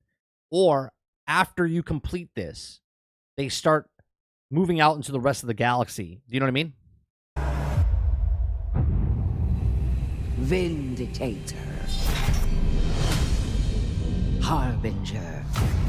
Reverend. Promised. One of our main themes throughout the base game is humanity's search for knowledge. Shattered Space is still about that search, but it's also about what happens when it goes too far. It's a very extreme pursuit, and it has backfired horribly for the people of House Va'ruun. My brother Qasim has been missing for days. I'm beginning to worry that something terrible has happened to him.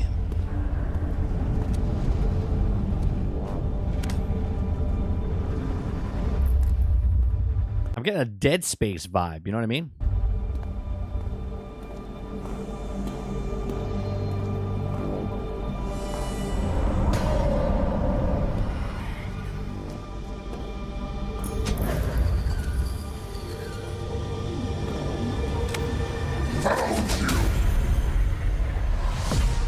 Before the start of Shattered Space, a secret experiment involving grav drive technology went terribly wrong.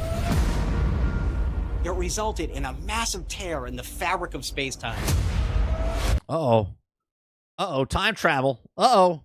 We can bring anybody in here now. Maybe that's why the Star Wars universe is in here. That swallowed a significant portion of the Va'ruun capital of Dazra. You arrived just a few weeks after the Vortex incident. It's still very fresh in everyone's minds. There's a massive crater in their city.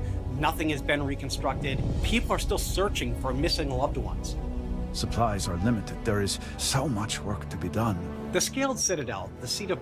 Now, see, I want to know if my game will be different than someone else's because, what's her name? Andrea, whatever? Andraja? Okay, she's my wife in the game. So I wonder what happens. And plus my New Game Plus thing, does that take an effect of stuff? Power. I guess she was my wife. She's not my wife now. The Va'ruun government is now trapped within a strange field of energy. Among those missing is Anasco Va'ruun, leader of the Va'ruun people and speaker for the Great Serpent. In his absence, the minor houses that make up House Va'ruun are all vying for control over the faction's future. The Zealots were once a part of Va'ruun society. They want to continue the Serpent's crusade. They'll demand... Oh, I think that's coming, Water. I'm sticking strong to it. I think they take this game and then they add it later. An inordinate amount of credits or firearms. Worst case, a seat at the High Council or even the reinstatement of their house.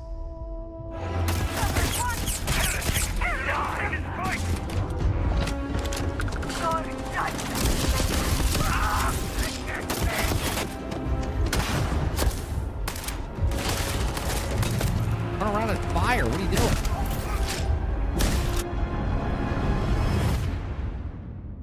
All must serve. All must serve. All must serve. Set me free. All must serve.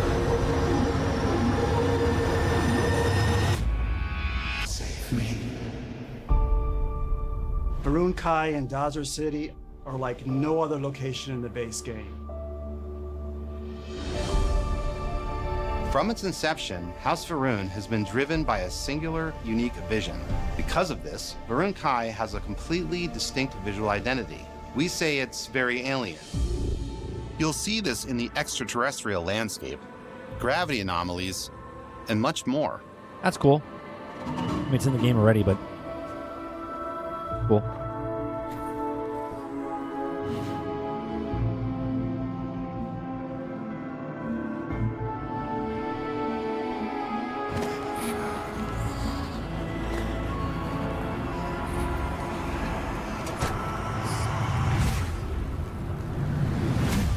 Varun Kai is located in the Kavnik system, and it's not the friendliest environment. They believed the Great Serpent led them to Varun Kai, and their whole purpose in being here is to await its return. You have no concept of what the Great Serpent demands of us. All must serve. It's a dangerous planet, and a lot of the people have retreated to Dazra in order to survive and protect their culture and their way of life. Now you'll find areas of the planet that were abandoned and have since been taken over by Zealots, Spacers, and Crimson Fleet. Okay, so they're bringing people into there. Okay, so different factions. And humans aren't the only dangers in the Badlands of the planet. With the line between reality and the vortex breaking down, creatures from the other side can slip through, like the vortex horror. When you disturb the barrier between our world and theirs, they can sense it, creating these honestly terrifying ambush scenarios.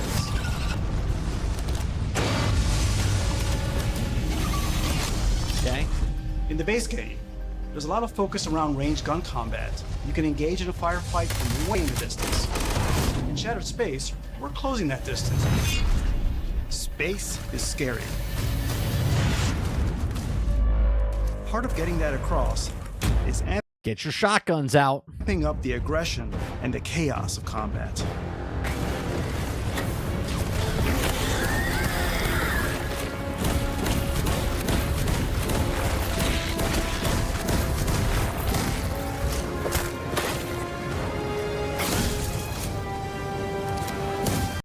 Is that a boss fight? Is that a boss fight?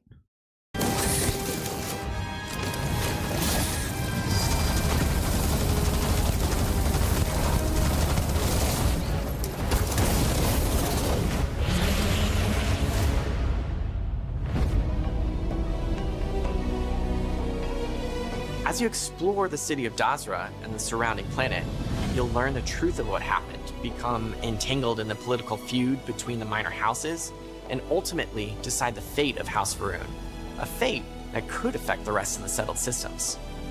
I'm sure you can still play that way, Chapter. You know what I mean? Like, I'm sure that, you know, obviously if you run up and they run at you, you could, you know, jump backwards, space, and then start shooting them from a distance, right? Like, slowly move through instead of running in.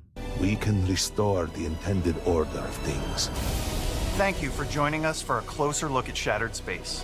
Now it's time for me to go play some golf. We worked hard to make this a journey you won't forget. We're incredibly grateful for your support and passion. Stay tuned for more updates as we head toward launch on September 30th.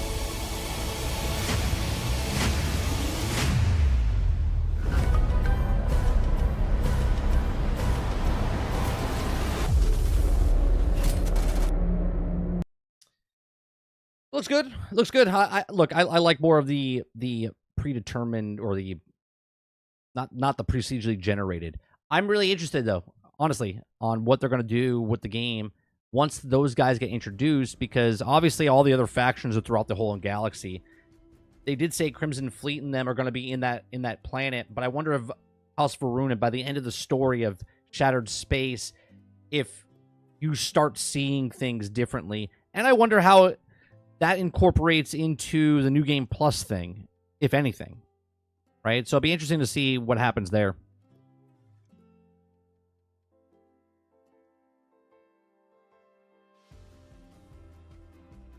That's what I'm saying, Eclipse. I obviously, they want to force you, so like I would assume as you're walking through, just like they showed the little alien popped up right next to him, at that point I would just run backwards and still use my gun, because I have a powerful gun. Doesn't matter if you're close up or far away. I'm still going to destroy you with the gun, right? I actually might go through the main story campaign to get that certain gun that I got from the heist mission. You know, where you go to the chamber and you get that one weapon that's just so good, and then go to the House of Varun DLC type of stuff. Because I did New Game Plus, so I have to go do that mission again, grab that, and then go. Then I won't care how close they are to me. I just murder everybody. I'm excited. Look, that's more content for a game that I've enjoyed. I had 200 hours into the game. We'll see how much more time we can put into for Shattered Space. And it does say first story expansion. So I wonder how many expansions there are going to be and if it's going to be one a year. It's been over 1 year since this game came out, and this is their first expansion. So, you know, obviously it's not a live service game, but at the same time, are we just looking at once a year? So next September is the next second story DLC and whatnot. Be interesting to find out.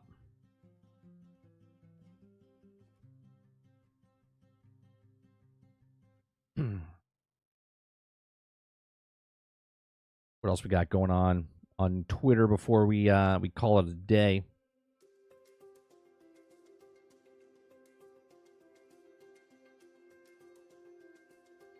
At least if it's good and well received, maybe they'll also take the hint that people want all handcrafted.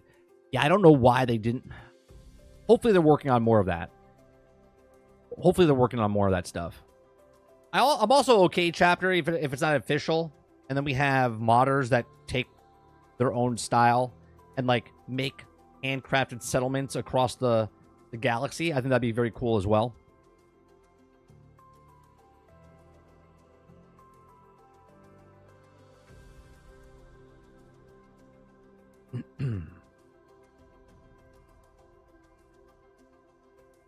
Coulter says, first, pin my comment. There you go. I did it. There you go.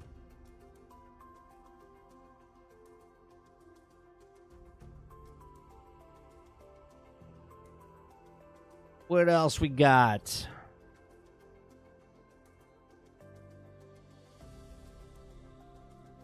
That sounds disgusting. Coke Zero Oreo. Limited edition Oreo Coca-Cola Zero Sugar Oreo. I'm good. I'm good.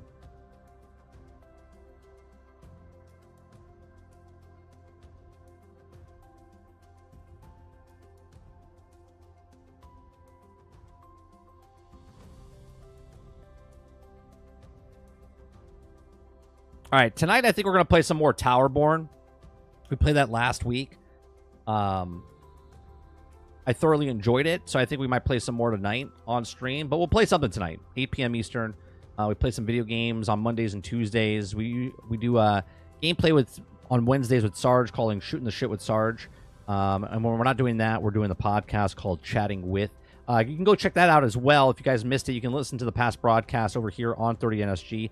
Or we have a Spotify channel that we opened up for that as well. If you're on Spotify, you type in Chatting With, it should pop up. Or if you put in 30NSG, you'll see my 3 things. We take these morning shows, and I've been posting them up slowly as a daily upload over on there as well. So we have 3 podcasts over on Spotify/podcasts across all podcast formats. We have Generation X Gaming, we have The Daily Grind, and we also have Chatting With. And we have other guests coming out. Just making sure that they're fully booked because they said they're able to do it. So not this Wednesday, but the following Wednesday, I have a guest booked. And I'll let you know as soon as they say they're officially doing it and we got them booked in. Then I'll let you know who it is. And it's not just gamers, by the way. It's content creators on YouTube across the platform that I'm interested in, or that I've watched their stuff and I'm interested in just how they got to the point that they are, and the journey of them on YouTube, the journey of them, how they balance life. Because I am a YouTuber and I love learning about things all the time, and I like listening to other people, older, younger, with more family members than myself, and how they make a channel and also balance their work life, YouTube life, and everything else. So I appreciate it very much. Make sure you hit that like button. Make sure you hit that subscribe button. If you'd like to go above and beyond that, become a member as little as $5. We do this Monday through Thursday. You guys have a great rest of your afternoon, day, or evening, wherever you are in the world, and I'll see you on the next one. Peace.